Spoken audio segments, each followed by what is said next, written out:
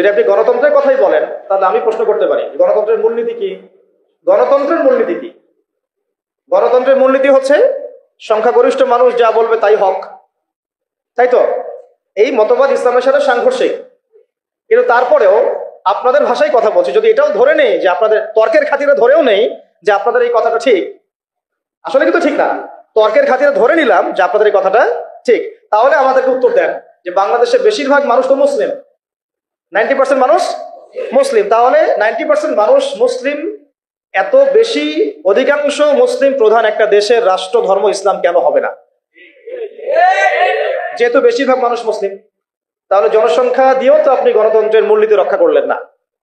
ধরেন আমাদের দেশে 16 কোটি মানুষ, তার মধ্যে ধরেন 15 কোটি মুসলিম, তাহলে তো গণতন্ত্রের দাবি যে 15 কোটি মানুষের যা ধর্ম তাই হবে রাষ্ট্র ধর্ম। 15 কোটি মানুষ যদি বলে হ্যাঁ আমরা শরিয়া আইন চাই, ইসলামী রাষ্ট্র চাই, তাহলে তাদের ভোট নিয়ে তো ইসলামী রাষ্ট্র কায়েম করতে হতো। তাহলে আদৌ কি হয়েছে? তাহলে এটা একটা ধোঁকাবাজি হয়েছে। কি হয়েছে? একটা ধোঁকাবাজি। এই জন্য আমরা বললাম এটা গণতন্ত্র নয়, এটা তথাকথিত গণতন্ত্র। এটা একটা so called democratic country, not democratic country. এটা so called democratic country, not a pure democratic country. যদি ওই সেন্সে আপনি চিন্তা করেন, স্বাভাবিক কথা, গণতন্ত্রের মূলনীতি কি?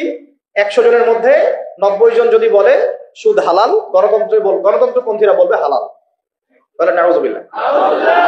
যদি 100 জনের মধ্যে 99 জন বলে সমকামিতার লাইসেন্স দাও, দিবে। যদি বলে LGBTQ প্রতিষ্ঠা করো, করবে। যদি বলে যে পতিতালয়ের লাইসেন্স দাও, দিবে। এই তো তাদের মূলনীতি। এটা মূলনীতি না? আর একজন বেচারা দাঁড়িয়ে যদি বলে যে না এগুলো হারাম, তার কথা শোনা হবে না। স্পিকার সাহেব বলবেন না, হ্যাঁ জয়যুক্ত হয়েছে। কি বলবেন? হ্যাঁ জয়যুক্ত হয়েছে। তো এটা হলো তাদের মূলনীতি। তো এই মূলনীতি ইসলামের সাথে সরাসরি সাংঘর্ষিক, কিন্তু তর্কের খাতিরে যদি ধরেও নেই যে আপনার কথা ঠিক, আপনার মূলনীতি ঠিক আছে, তাহলে বেশিরভাগ মানুষ যেহেতু মুসলিম, তাহলে কেন ইসলাম রাষ্ট্রধর্ম হলো না? কেন সংবিধানে ইসলামী আইনগুলো আসলো না? কেন মুসলিমদের ধর্মগ্রন্থই সংবিধান হলো না? কেন মুসলিমদের উসওয়াতুল হাসানা নবী মুহাম্মদ সাল্লাল্লাহু আলাইহি ওয়াসাল্লামের রেখে যাওয়া সুন্নতার বিধানগুলো আমাদের সংবিধানে স্থান পেল না? কেন পেল না? কেন আমরা আল্লাহ এবং তার রাসূলের বিধান থাকতেও মানব রচিত বিধান কেন রচনা করলাম? কেন আমরা আমাদের সংবিধানে আল্লাহ বিরোধী আইনগুলো নিয়ে আসলাম? যদি আমরা এটা মানি যে হ্যাঁ গণতান্ত্রিক পদ্ধতিতেই বেশিরভাগ মানুষ যা বলে সেটাই সত্য, তাহলে আমরা তো এখানে বেশিরভাগ মানুষ মেজরিটি, আমাদের সংখ্যা তো বেশি, তাহলে আমাদের মতামতগুলো কেন নেওয়া হলো না? তার মানে বোঝা গেল পুরো বিশ্বে এই গণতন্ত্রের নামে ধোঁকাবাজি চলতেছে। কি চলতেছে? মানুষের আই ওয়াশ শোডাউন করে। আদতে তারা কখনোই সংখ্যাগরিষ্ঠ মানুষের মতামতকে নিচ্ছেন না। একটা আমভাবে একটা ভোটের আয়োজন করেন, ধরেন আমভাবে একটা গণভোট। এখন এই মুহূর্তে এই পরিবর্তিত বাংলাদেশে যে তরুণ প্রজন্মকে আমরা গড়ার চেষ্টা করেছি বিগত 10 বছর থেকে, তাদের সংখ্যা মাশাআল্লাহ এখন লক্ষ লক্ষ না কোটি কোটি, তাই না? মাশাআল্লাহ। এখন একটা আপনারা একটা গণভোট নেন, দেখি ইনসাফের সাথে যে কত পার্সেন্ট মানুষ ইসলামী রাষ্ট্র চায় আর কত পার্সেন্ট মানুষ ইসলামী রাষ্ট্র চায় না। কত পার্সেন্ট মানুষ চায় যে বাংলাদেশে একটা ইসলামী রাষ্ট্র হোক বা একটা ইসলামপন্থী সরকার আমাদের মাথার উপরে আসুক। একটা আমভাবে গণভোট নেন, তারপর দেখেন কে জিতে কে হারে। কিন্তু ইনসাফের সাথে এটা কি কখনো নেওয়া হয়েছে? সব রাতের অন্ধকারে হয়েছে। সব কি হয়েছে? এটা ধোঁকাবাজি। ধোঁকাবাজি না? তো এই দর্শনে যারা বিশ্বাস করেন, তারা জীবনের একটা অংশে ইসলামকে মানেন, বাকি অংশে তার ইসলামকে মানেন। তারাই বলেন যে ইসলাম ধর্মকে আবার রাষ্ট্রে আনার কি দরকার, সংবিধানে কেন আল্লাহর আইন আনতে হবে, এগুলো তো মৌলবাদী কথা হয়ে যায়, এগুলো তো হ্যাঁ চরমপন্থা হয়ে যায়, এগুলো তো সেকেলে কথা হয়ে যায়, এই যুগে কি এগুলো চলে? নাউজুবিল্লাহ। তারা এগুলো বলেছে না? এর বাইরে একটা শ্রেণী আছে এই অঙ্গনে, তাদেরকে বলা হয় কমিউনিস্ট। কি বলা হয়? যত বামপন্থী তারা এই ধরনের অন্তর্ভুক্ত আর কি। তাদের মতামতটা আরো বেশি গর্হিত, কারণ গণতন্ত্রপন্থীরা অন্তত জীবনের একটা ক্ষেত্রে আল্লাহর অস্তিত্ব স্বীকার করে। কোন ক্ষেত্রে? ধর্মীয় জীবনে, ব্যক্তিগত জীবনে। কিন্তু কমিউনিস্টে যারা বিশ্বাসী, কমিউনিজমে যারা বিশ্বাসী, তারা স্রষ্টা ঈশ্বরের অস্তিত্বেই বিশ্বাস করে না। তারা তো আরো বড় রকমের কুফরের মধ্যে আছে। এটা তো তাগুত না, এটা আরো বড় কুফর এবং শিরক আকবরের মধ্যে। তারা মনে করেন যে স্রষ্টা বলতে কিছু নাই, রাষ্ট্র আমরা গঠন করব, অর্থনীতি আমরা বুঝবো, সমাজনীতি আমরা বুঝবো, অর্থ ব্যবস্থা আমরা বুঝবো, শিক্ষা ব্যবস্থা আমরা বুঝবো। এখানে ধর্মগ্রন্থের আনার কোনো প্রয়োজনই নাই, ধর্মের কোনো জায়গাই নাই আমার জীবনে। এটা হচ্ছে তাদের মানে মূলনীতি। হ্যাঁ, যদি ব্যক্তিগতভাবে কেউ নাম আব্দুল্লাহ হয় সেটা অন্য ইস্যু, কিন্তু প্রকৃত মুসলিম বলতে যা বোঝায় তার ধার কাছেও তারা নাই। তারা নাস্তিকতায় বিশ্বাসী। এক কথা কিসে বিশ্বাসী? নাস্তিকতা। আরো ব্যাপার আছে, গণতন্ত্রপন্থীতে যেমন উসওয়াতুল হাসানা আছে। গণতন্ত্রপন্থীদের উসওয়াতুল হাসানার নাম হচ্ছে আব্রাহাম লিঙ্কন। কি নাম? আবার কমিউনিস্ট যারা, তাদের উসওয়াতুল হাসানা কে? মাও সেতুং, লেনিন, স্টেলিন। তারা হচ্ছে তাদের উসওয়াতুল হাসানা। উসওয়াতুল হাসানা বুঝেন কিনা? উসওয়াতুল হাসানা মানে কি? সর্বোত্তম আদর্শ। আমাদের উসওয়াতুল হাসানা কে? নবী মুহাম্মদ সাল্লাল্লাহু আলাইহি ওয়াসাল্লাম কি শুধু আমার নামাজের উসওয়াতুল হাসানা? শুধু কি আমার পরিবারের উসওয়াতুল হাসানা? শুধু আমার সমাজের, অর্থনীতির, সংস্কৃতির, শিক্ষা, নাকি পুরো জীবনের? নবী সাল্লাল্লাহু আলাইহি ওয়াসাল্লাম আমাদের ইবাদত বন্দেগীর উসওয়াতুল হাসানা, আমাদের সংস্কৃতির উসওয়াতুল হাসানা, আমাদের শিক্ষার উসওয়াতুল হাসানা, আমাদের অর্থনীতির উসওয়াতুল হাসানা, আমাদের ব্যবসা বাণিজ্যের, আমাদের চাকুরির, আমাদের পরিবারের, আমাদের রাজনীতির, আর কি বাকি আছে? আমাদের পুরো জীবনের উসওয়াতুল হাসানা কে? নবী মুহাম্মদ সাল্লাল্লাহু আলাইহি ওয়াসাল্লাম। আমরা একজন ব্যক্তিকে উসওয়াতুল হাসানা মেনে চলছি, এবং তার সাহাবায়ে কেরাম তো আছেনই। মা আনা আলাইহি ওয়া আসহাবি, মা আনা আলাইহি ওয়া আসহাবি, আমি যার উপরে আছি, আমার সাহাবীরা যার উপরে আছে। কিন্তু গণতন্ত্রপন্থীদের উসওয়াতুল হাসানা ধর্মীয় জীবনে নবী মুহাম্মদ সাল্লাল্লাহু আলাইহি ওয়াসাল্লাম, কিন্তু অর্থনৈতিক জীবনে ওয়ার্ল্ড ব্যাংক, অর্থনৈতিক জীবনে কি? ওয়ার্ল্ড ব্যাংক, আইএমএফ আর ফেডারেল রিজার্ভ ব্যাংক। আর পলিটিক্যাল লাইফে তাদের উসওয়াতুল হাসানা হচ্ছে আব্রাহাম লিঙ্কন। কত ইলাহ তাদের, হ্যাঁ তাই না? অনেক ইলাহ না? আবার কমিউনিস্ট যারা, তাদের উসওয়াতুল হাসানা কারো কারো ব্যক্তি জীবনে হয়তো মুহাম্মদ সাল্লাল্লাহু আলাইহি ওয়াসাল্লাম, কিন্তু অর্থনীতিতে তার উসওয়াতুল হাসানা হচ্ছে পুঁজিবাদ। কোনটা? পুঁজিবাদ। আর রাজনৈতিক জীবনে তার উসওয়াতুল হাসানা হচ্ছে মাও সেতুং, লেনিন, স্টেলিন আর মুসোলিনি। ওই সোভিয়েতের সময় যা হয়েছে আর কি, তাই। তো তাদেরও অনেক ইলাহ, অনেক উসওয়া। আবার যারা সেকুলার, যারা কি সেকুলারিজমে বিশ্বাসী, তাদের উসওয়াতুল হাসানা কারা? তাদের উসওয়াতুল হাসানা হচ্ছে পশ্চিমা সভ্যতা। কারা? পুরা পশ্চিমা সভ্যতা। পশ্চিমা সভ্যতা যা বলবে তাই। পশ্চিমারা যদি বলে এটা হক, ওরা বলবে হ্যাঁ হক। পশ্চিমারা যদি বলে এটা বাতিল, ওরা বলবে বাতিল।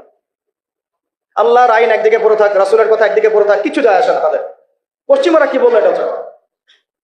যদি তারা ইসলামের পক্ষে কোনো কিছু চালু করে আর পশ্চিমারা চোখ রাঙানি দেয়, ভয়ে সেখানে প্যান্টে পেশাব করে দিবে। যদি তারা ইসলামের পক্ষে অবস্থান নেয় আর ভারত একটু চোখ রাঙানি দেয়, তাহলে ভয়ে ওরা পেশাব করে দেবে। এই হলো তাদের উসওয়াতুল হাসানা। তাদের উসওয়াতুল হাসানা হচ্ছে বিশ্বের পশ্চিমা এবং যত রাম বাম প্রগতিশীল পরাশক্তি, এগুলো ওদের উসওয়াতুল হাসানা। কিন্তু আমরা মুসলিম, আমাদের উসওয়াতুল হাসানা জীবনের সর্বক্ষেত্রেই একজন ব্যক্তি, তার নাম মুহাম্মদ সাল্লাল্লাহু আলাইহি ওয়াসাল্লাম। মূল জায়গাটা আলোচনা করলাম এই কারণে, আপনাদের বোঝার সুবিধার্থে, যে ইবাদত করার ক্ষেত্রে এসে আমরা যে ইসলামকে কত ভাগে ভাগ করে ফেলছি তা ঠিক নাই।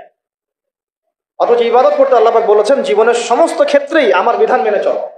তুমি নামাজ পড়লেও আমার বিধান মতোই পড়তে হবে, রোজা রাখলেও আমার বিধান মতোই পড়তে হবে, হজ করলেও জাকাত দিলেও আমার বিধান মতোই করতে হবে, নবীর সুন্নাহ অনুযায়ী করতে হবে। তুমি যদি সমাজনীতি পরিচালনা করতে চাও, সমরনীতি পরিচালনা করতে চাও, সংস্কৃতি পরিচালনা করতে চাও, শিক্ষা ব্যবস্থা প্রণয়ন করতে চাও, তুমি যদি ইলেকশন করতে চাও বা রাজনীতিও করতে চাও, তবুও কি করতে হবে?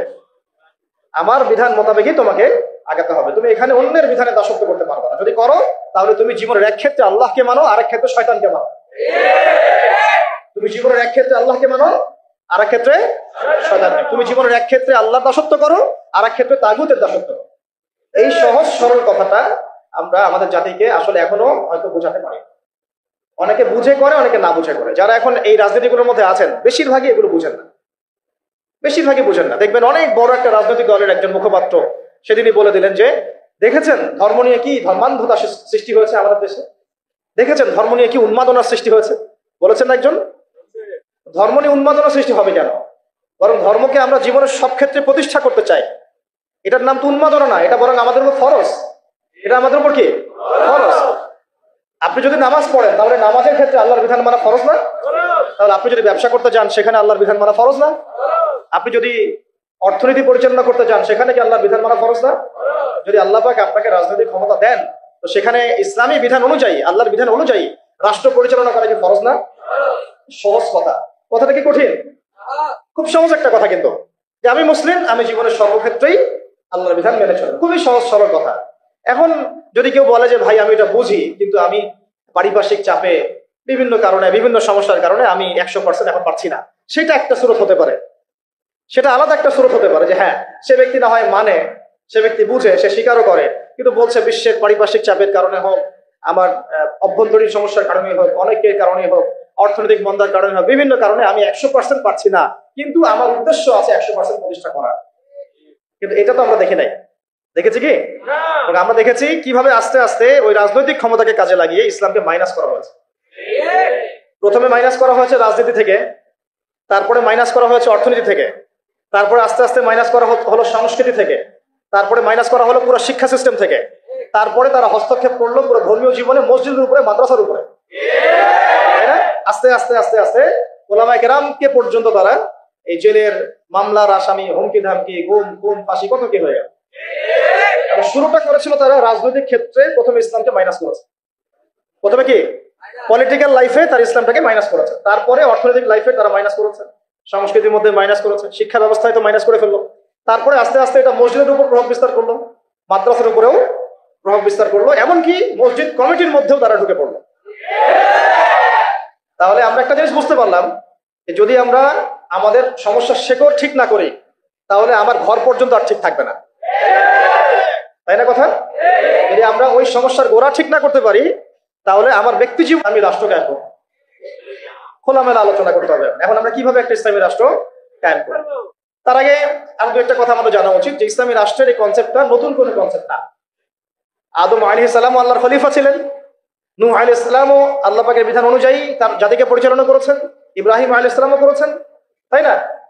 সবাই করেছেন, নবী মুসা আলাইহিস সালাম করেছেন, ইউসুফ আলাইহিস সালাম করেছেন, খাস করে দাউদ আলাইহিস সালাম, তিনি আল্লাহ পাকের বিধান দিয়ে জেরুজালেম থেকে 40 বছর বিশ্বকে শাসন করেছেন, করেন নাই? তাহলে এটা কোনো নতুন কনসেপ্ট না। খিলাফার যে কনসেপ্ট, এটা কি নতুন কোনো কনসেপ্ট না। খিলাফা মানে কি? খিলাফা মানে হচ্ছে আল্লাহর জমিনে আল্লাহর দিন প্রতিষ্ঠা করা, যেটাকে আমরা বলি ইকামতে দিন। কি বলে? ইকামতে দিন। যে ব্যক্তি আল্লাহ পাকের জমিনে আল্লাহর দিনকে প্রতিষ্ঠা করে তাকে আমরা বলি খলিফা। কি বলি? যেমন উমর রাদিয়াল্লাহু আনহু খলিফা ছিলেন, আবু বকর রাদিয়াল্লাহু আনহু খলিফা ছিলেন, উসমান রাদিয়াল্লাহু আনহু খলিফা ছিলেন, আলী ইবনে আবি তালেব খলিফা ছিলেন। তারা ছিলেন আল্লাহর খলিফা, মানে তারা আল্লাহর প্রতিনিধি। তারা আল্লাহর জমিনে আল্লাহর বিধান প্রতিষ্ঠা করবেন এবং সেই বিধান দিয়ে বিচার ফয়সালা করবেন। তো এখানে পার্থক্যটা বুঝতে হবে আমাদেরকে, যে গণতান্ত্রিক ক্ষেত্রে, ধর্মনিরপেক্ষ রাষ্ট্রে, কমিউনিস্ট রাষ্ট্রে সেখানে আল্লাহর খলিফা নাই। আল্লাহর খলিফা আছে? কারণ সেখানে আল্লাহর বিধান প্রতিষ্ঠার কোনো ফিকির নাই। আর যেখানে আল্লাহর খলিফা নাই সেখানে কার খলিফা থাকবে? সিম্পল কথা, যেখানে আল্লাহর খলিফা নাই সেখানে কার খলিফা? তাগুতের বিধান বাস্তবায়িত করা হচ্ছে। এই পার্থক্যটা আমাদের বুঝতে হবে। এটা নতুন কোনো কনসেপ্ট নয়। আমাদের নবী সাল্লাল্লাহু আলাইহি ওয়াসাল্লামকে রাষ্ট্র পরিচালনা করেন নাই? তার রাষ্ট্রের নাম কি? না বুঝে বলেন না। তার প্রথম রাষ্ট্রের নাম কি? মদিনা। মদিনা প্রথম ইসলামিক রাষ্ট্রের নাম কি? মদিনা। তারপরে মদিনাকে ভিত্তি করে আস্তে আস্তে আস্তে তিনি মক্কা বিজয় করেছেন। প্রথম ইসলামিক স্টেটের নাম কি? মদিনাতুল মুনাওয়ারা। তো সেখানে কি অন্য ধর্মের মানুষ ছিল না? তাদের অধিকার রক্ষা করা হয়েছে না? তাদের সাথে সনদ হয়েছে না? ইহুদিরা চুক্তি ভঙ্গ করেছে, তখন আমরা আক্রমণ করেছি, কারণ গাদ্দারদের কোনো ক্ষমা নাই। আমরা এই আমাদের অভ্যুত্থান, হ্যাঁ, অভ্যুত্থানের পরে আমরা হয়তো ওই ভারতীয় দালালদেরকে মাফ করে দিচ্ছি, অনেকে গা ঢাকা দিচ্ছে, অনেক খুনের বিচার হচ্ছে না, আমরা অনেক ছাড় দিচ্ছি আর কি। কিন্তু নবী সাল্লাল্লাহু আলাইহি ওয়াসাল্লামের সুন্নাত এটা নয়। তার সুন্নাত হচ্ছে জালেমের উপর দয়া, মানে হচ্ছে মাজলুমের উপর খেয়ানত। জালেমের উপর মারহামাত, মাজলুমের উপরে কি? খেয়ানত। নবী সাল্লাল্লাহু আলাইহি ওয়াসাল্লামের সাথে গাদ্দারি করেছে বনু কাইনুকা, নবীজি বের করে দিয়েছে। তাও একজন মুসলিম নারীর সম্ভ্রমহানি করেছিল, তাতেই পুরা বনু কাইনুকাকে বের করে দেওয়া হয়েছে। আর আমরা তো দেখছি যে প্রকাশ্যে সাইফুল ইসলামকে জবাই করা হলো, কোনো বিচার হইল না, তাই না বিষয়টা? তো এটা বনু কাইনুকার ক্ষেত্রে হয়েছে। আবার বনু নাজির নবী সাল্লাল্লাহু আলাইহি ওয়াসাল্লামকে কি করেছিল? উপর থেকে এই যে আপনার চাকতি বুঝেন, চরকি যেগুলো বলে, যিনি বলে জাতা, জাতা যেগুলোতে ধান পিষত আগেকার মানুষ, এইগুলো উপর থেকে ফেলে আল্লাহ নবীর মাথায় ফেলতে চেয়েছিলেন সাল্লাল্লাহু আলাইহি ওয়াসাল্লাম। এভাবে গুপ্ত হত্যার চেষ্টা করেছিল তারা, বনু নাজির গোত্র। তো এরপরে নবী সাল্লাল্লাহু আলাইহি ওয়াসাল্লাম তাদেরকে আক্রমণ করে অবরোধ করে ওখান থেকে বের করে দিয়েছে। আর বনু কুরাইজা এই আহজাবের যুদ্ধে, খন্দকের যুদ্ধে আমাদেরকে পিঠের পিছন থেকে ছুরি মারছে। কুরাইশদের সাথে তারা সন্ধি করে আমাদেরকে ভিতর থেকে ক্ষতি করার চেষ্টা করেছিল। নবী সাল্লাল্লাহু আলাইহি ওয়াসাল্লাম তাকে অবরোধ করে ওখান থেকে বের করে দিয়েছেন।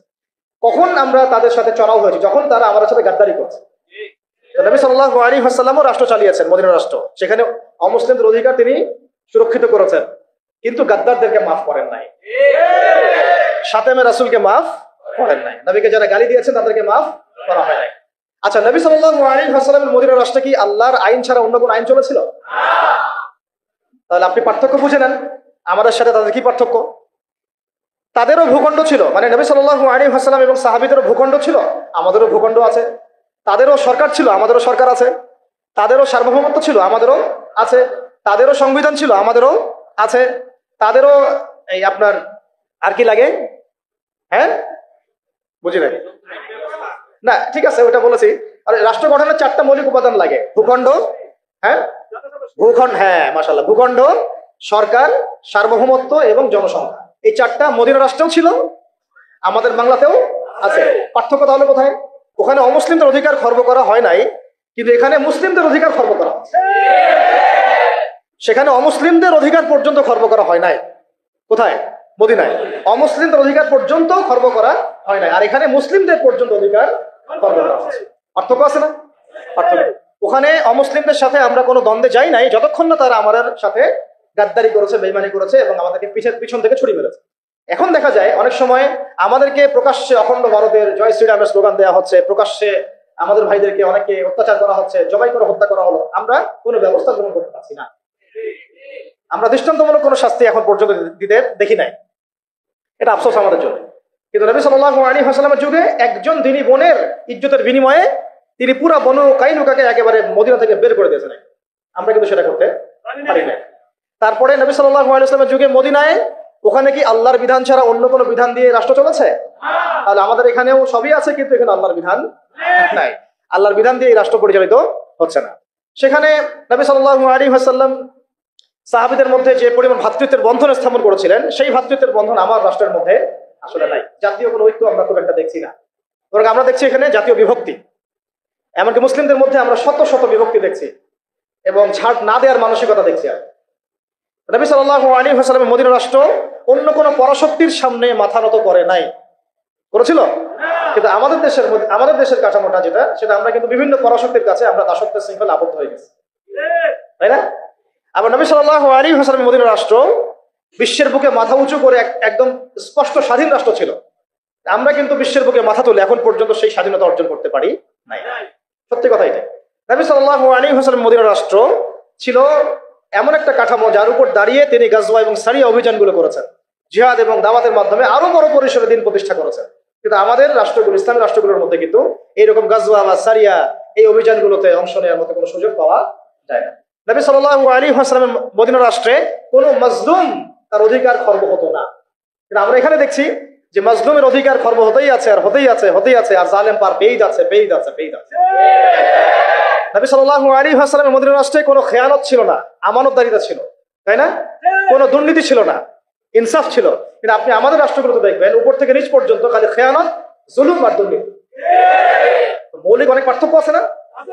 সর্বোপরি নবীজির মদিনা রাষ্ট্র ছিল একটা খিলাফা স্টেট। কি স্টেট? খিলাফা স্টেট, যেখানে জনগণ এবং সরকার সবাই আল্লাহর কাছে জবাবদিহিতায় বাধ্য, এবং সেই রাষ্ট্র পরিচালিত হয়েছিল শরিয়া আইন দ্বারা, অর্থাৎ কোরআন এবং হাদিসের বর্ণিত আইন দ্বারা। নবীজি বলতেন যে আমার মেয়ে ফাতিমাও যদি চুরি করে তবুও আমি তার হাত কেটে ফেলবো, তাই না? আর আমাদের এই কাঠামোগুলোর মধ্যে আমরা দেখছি যে কোরআন এবং হাদিসের আইনের কোনো তোয়াক্কাই করা হয়েছে, বরং এমন কিছু আইন আমরা চাপিয়ে নিয়েছি নিজেদের উপরে যেগুলোতে বাদীও মরে যায়, বিবাদীও মরে যায়, মামলা মরে না। কাউকে হ্যারাস করতে চাইলে 2-1টা মিথ্যা মামলা দিলেই বাস সারা জীবন সে জেলের মধ্যে পচে মরে। যে কাউকে হ্যারাস করা যায়, যাকে তাকে গুম করা যায়, যাকে তাকে ক্রস ফায়ার দেওয়া যায়, মিডিয়াকে নিজের ইচ্ছা মতো চালানো যায়, ঠিক আছে, ইসলাম বিদ্বেষ ছড়ানো যায়। হ্যাঁ, তথাকথিত মুনাফিক, তথাকথিত না, এগুলো পাক্কা মুনাফিকদেরকে দিয়ে টকশো করানো যায়, ঠিক আছে, দিয়ে ইসলাম বিদ্বেষ ছড়ানো যায়, শিক্ষা থেকে ইসলামকে উঠানো যায়, সংস্কৃতি থেকে ইসলামকে উঠানো যায়, মানুষকে সুদ খাওয়ানো যায়, পুরো জাতিকে মায়ের সাথে জেনা করানো যায়, তাই না? এবং নিজের ক্ষমতা টিকিয়ে রাখার স্বার্থে মুশরিকদের দাসত্ব করা যায়। তো এই রাষ্ট্র ব্যবস্থাগুলোর মৌলিক পার্থক্যকে আমরা বুঝতে পারছি যে মদিনা রাষ্ট্র কিরকম একটা পবিত্র এবং প্রামাণ্য একটা রাষ্ট্র ছিল, স্বতন্ত্র, স্বাধীন, সার্বভৌম একটা রাষ্ট্র ছিল, যে রাষ্ট্র এবং জনগণ আল্লাহ ছাড়া কাউকে ভয় করতো না, তাই না? এবং সেই রাষ্ট্রটাকে ভিত্তি করে নবী সাল্লাল্লাহু আলাইহি ওয়াসাল্লাম দাওয়াত এবং জিহাদের মধ্য দিয়ে আস্তে আস্তে রাষ্ট্রের আয়তন বাড়িয়েছেন, জনসংখ্যা বেড়েছে, ইসলাম প্রসারিত হয়েছে। এবং যেই মক্কায় 13 বছর আমরা জুলুমের শিকার ছিলাম, সেই মক্কা আমরা বীরের বেশে জয় করলাম, তাই না? শুধু কি সেখানেই থেমে গেলাম? সেখানে সেটাকে ভিত্তি করে আবার আবু বকর রাদিয়াল্লাহু আনহু, ওমর, ওসমান, আলী 4 খলিফার যুগে ইসলাম অর্ধেক বিশ্ব পর্যন্ত ছড়াই গেল। একদম ওই আপনার স্পেন থেকে, পর্তুগাল থেকে নিয়ে চায়না পর্যন্ত, এদিকে আপনার কি বলবো আফ্রিকা থেকে নিয়ে একেবারে সাইপ্রাস থেকে শুরু করে আফগানিস্তান, পাকিস্তান, সিন্ধু পর্যন্ত পুরো কন্টিনেন্টটা ইসলামের ছায়াতলগত হলো না 4 খলিফার সময়? ওই খেলাফা রাষ্ট্রের উপর দাঁড়িয়ে হয়েছে। ওইটা আমাদের ইতিহাস, এটা আমাদের শেকড়। আমরা এই জাতি ছিলাম, সেখান থেকে আমরা কোথায় আসছি একটু চিন্তা করতে পারছেন? পুরো রাষ্ট্র ব্যবস্থার মধ্যে দুর্নীতি, অনিয়ম, জুলুম, খেয়ানত, মানে মাজলুমের অধিকার খর্ব করা, হ্যাঁ, আইনের সুশাসন নিশ্চিত না হওয়া, একেবারে জোরজার মুল্লুকতার, জ্ঞানীদেরকে মূল্যায়ন না করা, মূর্খদের রায় নিয়ে রাষ্ট্র পরিচালনা করা, হ্যাঁ, এবং আল্লাহ বিরোধী আইনগুলোকে হালাল করে নেওয়া, আল্লাহর হালালকে হারাম করে নেওয়া, আল্লাহর হারামকে হালাল করে ফেলা, হ্যাঁ, তাগুতি বিধান চাপিয়ে দেওয়া, ইসলামকে সংকুচিত করা, ইসলাম বিদ্বেষ ছড়ানো। কি করি নাই আমরা? কি করি নাই আমরা? মূল কথা হচ্ছে আমরা ইসলামটাকে শুধু ব্যক্তি জীবনে ওই ইহুদি খ্রিস্টানদের মতো, ওরা যেমন গির্জায় প্যাগোডায় ধর্মকে সংকুচিত করেছে, ওই রকম আমরাও চেয়েছি যে ইসলামকে মসজিদের মধ্যে ঢুকায় তালা মেরে রেখে দেব, বাইরে ইসলামকে আমরা আসতে দিব না, তাই না? এটার বাস্তব রূপরেখা আমরা দেখেছি এই সেকুলার রাষ্ট্রগুলো। এখন যদি আমরা এগুলো থেকে কোনো শিক্ষা নিয়েই থাকি, তাহলে আমাদের আগে জানা উচিত যে ইসলামী রাষ্ট্র ব্যবস্থায় সুবিধা কি, অসুবিধাগুলো কি, এবং এখানে আমাদের ভূমিকাটা কি, নাকি আমরা আসলে চাই এভাবেই চলতে থাক। আসলে সিদ্ধান্তে আসে নাকি আপনারাই বলেন তো, আসলে কিভাবে চলতে থাকা উচিত? দেখেন, এভাবে যদি চলতে থাকে, আমি আপনাদেরকে গ্যারান্টি দিচ্ছি, আল্লাহ না করুক যদি এইভাবে চলতে থাকে, তাহলে ব্যক্তি জীবনেও আপনি ইবাদত করার স্বাধীনতা হারাবেন। ইভেন আমরা তো আশঙ্কা করছিলাম যে কোন দিন যদি দাড়ি রাখার নিষেধাজ্ঞা চালু হয়। আপনারা কি তুরস্কের ইতিহাস পড়েছিলেন? যখন তুরস্ক প্রথম বিশ্বযুদ্ধে অটোম্যানরা যখন মানে ফার্স্ট ওয়ার্ল্ড ওয়ারে অংশ নিয়েছিল, হেরে গিয়েছিল, মোস্তফা কামাল আতাতুর্ককে ক্ষমতায় বসানো হয়েছিল, তখন আজান বন্ধ হয়ে গিয়েছিল, মাদ্রাসা বন্ধ হয়ে গিয়েছিল, মসজিদ তালা মারা হয়েছিল, দাড়ি রাখা নিষেধ করা হয়েছিল। এমন কোন জুলুম নাই তখন করা হয়। তো এভাবে যখন ইসলামকে রাজনৈতিক অঙ্গন থেকে সরিয়ে ফেলা হয়, তখন আস্তে আস্তে ইসলাম ব্যক্তি জীবন থেকে উঠে যায়, উঠিয়ে দেওয়া হয়। একটা সহজ সরল বিষয়, আমার কাছে যদি এই পুরো মিরপুর এলাকা, ধরেন অন্য কথা বাদ দিলাম, পুরো মিরপুর এলাকার অথরিটি যদি আমার কাছে থাকে, এবং আমি যদি একজন স্বাধীন শাসক হই মিরপুরের, ফর এক্সাম্পল, একটা এক্সাম্পল দিচ্ছি, এই মিরপুর অঞ্চলটুকুর স্বাধীন শাসক একজন আমি, ধরেন XYZ, বা আপনি Abdullah Abdur Rahman, whoever he is. এখন আপনার অথরিটি আছে, আপনি চাইলে আপনার এলাকার সব মদের বার বন্ধ করতে পারেন, সব জুয়ার আসর আপনি বন্ধ করতে পারেন, আপনি আপনার এখানে প্রশাসনিক বাহিনী দিয়ে এখানে জরিমানা করতে পারেন, আইনের সুশাসন নিশ্চিত করতে পারেন, আপনি এই এলাকার সমস্ত মসজিদকে আবাদ করতে পারেন, সমস্ত মক্তবে কোরআনের একেবারে কি বলবো কোরআনের শিক্ষা প্রচার প্রসার আপনি বাস্তবায়ন করতে পারেন, প্রত্যেকটা মাদ্রাসাকে আপনি আরো উন্নত করতে পারেন, এমনকি ওলামায়ে কেরামদেরকে ভাতা দিতে পারেন, তাই না? তাদেরকে আপনি উন্নত জীবন দিতে পারেন, তাদেরকে জুলুমের হাত থেকে বাঁচাতে পারেন। মানে এক কথা, এই এলাকায় আপনি আল্লাহ এবং তার রাসূলের বিধানকে বাস্তবায়ন করতে পারবেন, সমস্ত জুলুমের শেকড় উপরে ফেলতে পারবেন। কিন্তু যদি এই এলাকার শাসন ক্ষমতা আপনার হাতে না থাকে, আমি যদি একটা সাধারণ মানুষ হই, তাহলে আদৌ কি আপনি এগুলো করতে পারবেন? এই সহজ কথাটা আমরা বুঝি না। অনেকেই আমরা আমাদের কাপুরুষতার কারণে ঝুঁকি নিতে হবে এখানে, এই কারণে এখানে জীবন যাওয়ার সুযোগ আছে, এই কারণে এই কথাগুলো বলাও আমরা ছেড়ে দিয়েছি। বিগত 15 বছরে কিন্তু এগুলো খুব একটা বলাও হয় নাই, যারাই বলতে চেষ্টা করেছেন তাদেরকে উঠিয়ে নেওয়া হয়েছে। আর এটা আল্লাহ পাকের রহমত যে আমরা এখনো বেঁচে আছি। বাঁচার তো কথা ছিল না, বাঁচার কথা কিন্তু ছিল না। আল্লাহ পাক তার দিনকে তার জমিনে প্রতিষ্ঠা করার জন্য, প্রসার করার জন্যই হয়তো আমাদেরকে রেখেছেন, অন্য কোনো উদ্দেশ্য নাই আমাদের। তো এখন আমরা যদি এই সুযোগকে কাজে না লাগাই, যদি আমরা সবাই মিলে এই সুযোগকে কাজে না লাগাই, তাহলে কে জানে আবার 10-20 বছর পরে বা 5 বছর পরে, আল্লাহ না করুক, যদি আরো বড় কোনো জালেম চেপে বসে, তাহলে না থাকবে আমাদের কোনো দেহ, আর না থাকবে আমাদের কোনো গর্দান। আর যদি আমরা এখনই সংশোধন হতে পারি এবং আমাদের ইসলামটাকে আস্তে আস্তে ব্যক্তি পর্যায় থেকে নিয়ে সমাজে, অর্থনীতির মধ্যে, রাজনীতির মধ্যে নিতে পারি, ইনশাআল্লাহ এত সহজে তারা আমাদেরকে উৎখাত করতে পারবে না। পারবে? ইনশাআল্লাহ পারবে না। এই জিনিসটাই এখন বেশি আলোচনার দরকার।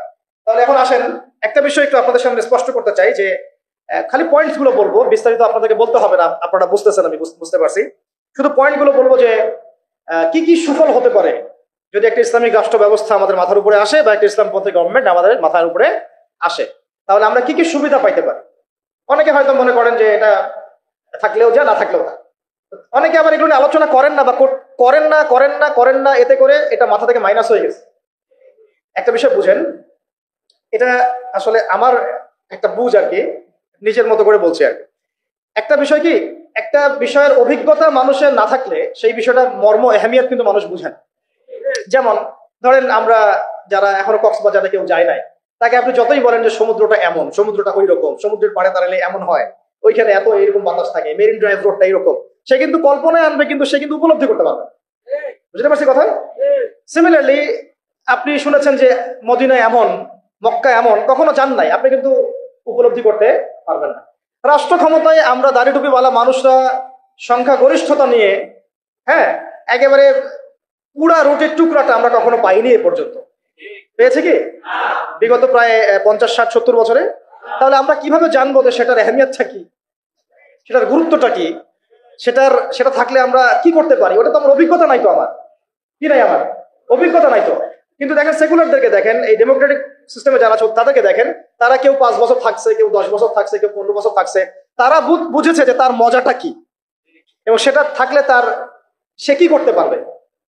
তারা তো কেউ আল্লাহর বিধানের জন্য সেখানে যায় নাই। কেউ গিয়েছে ধরেন যে 10 বছর লুটপাট করেছে, জুলুম করেছে, দুর্নীতি করেছে, বিদেশে টাকা পাচার করেছে, যে মেয়েটাকে পছন্দ হয়েছে উঠাই নিয়ে আসছে, ঠিক আছে, ধর্ষণের সেঞ্চুরি করছে, ওই ক্ষমতা কাজে লাগায় সে হল দখল করছে, জমি দখল করছে, ব্যাংক দখল করছে, কোম্পানি দখল করছে। সে ওই মজাটা বুঝছে আর কি, ক্ষমতার মজা কি। ওর অর্থে মজা বললাম আর কি, ঠিক আছে।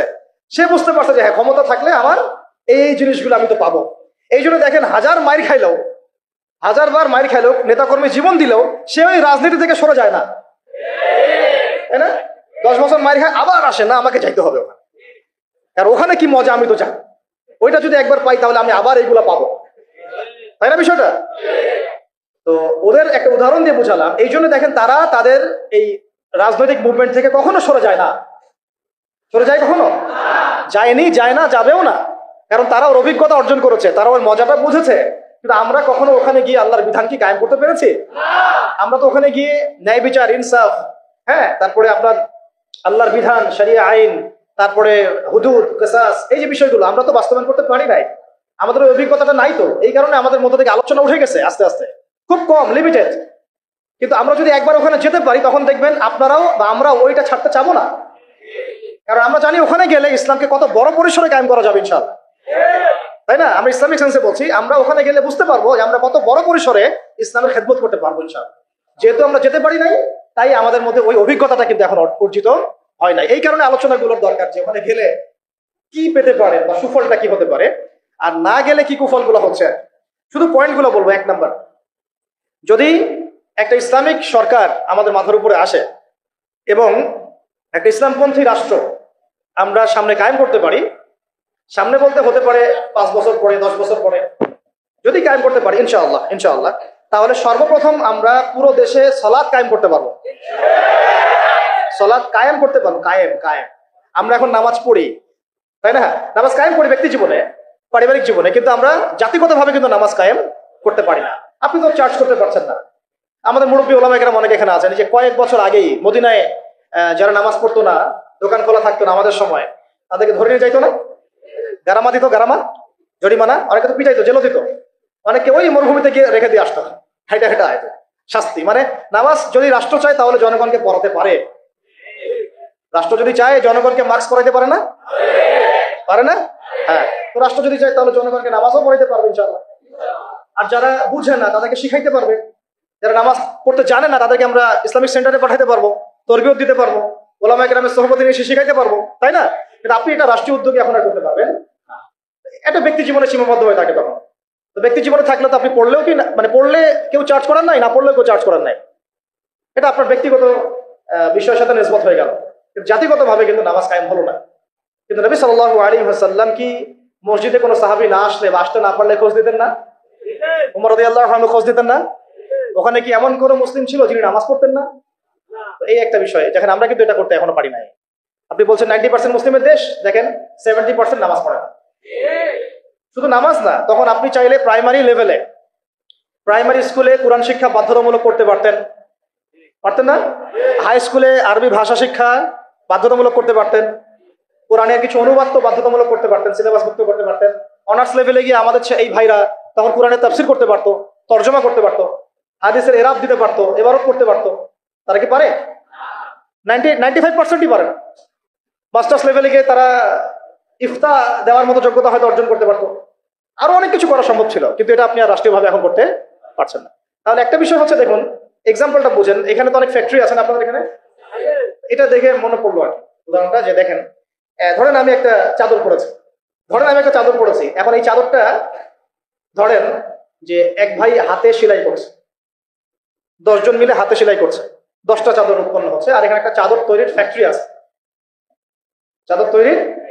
আছে। উৎপাদন কার বেশি হবে?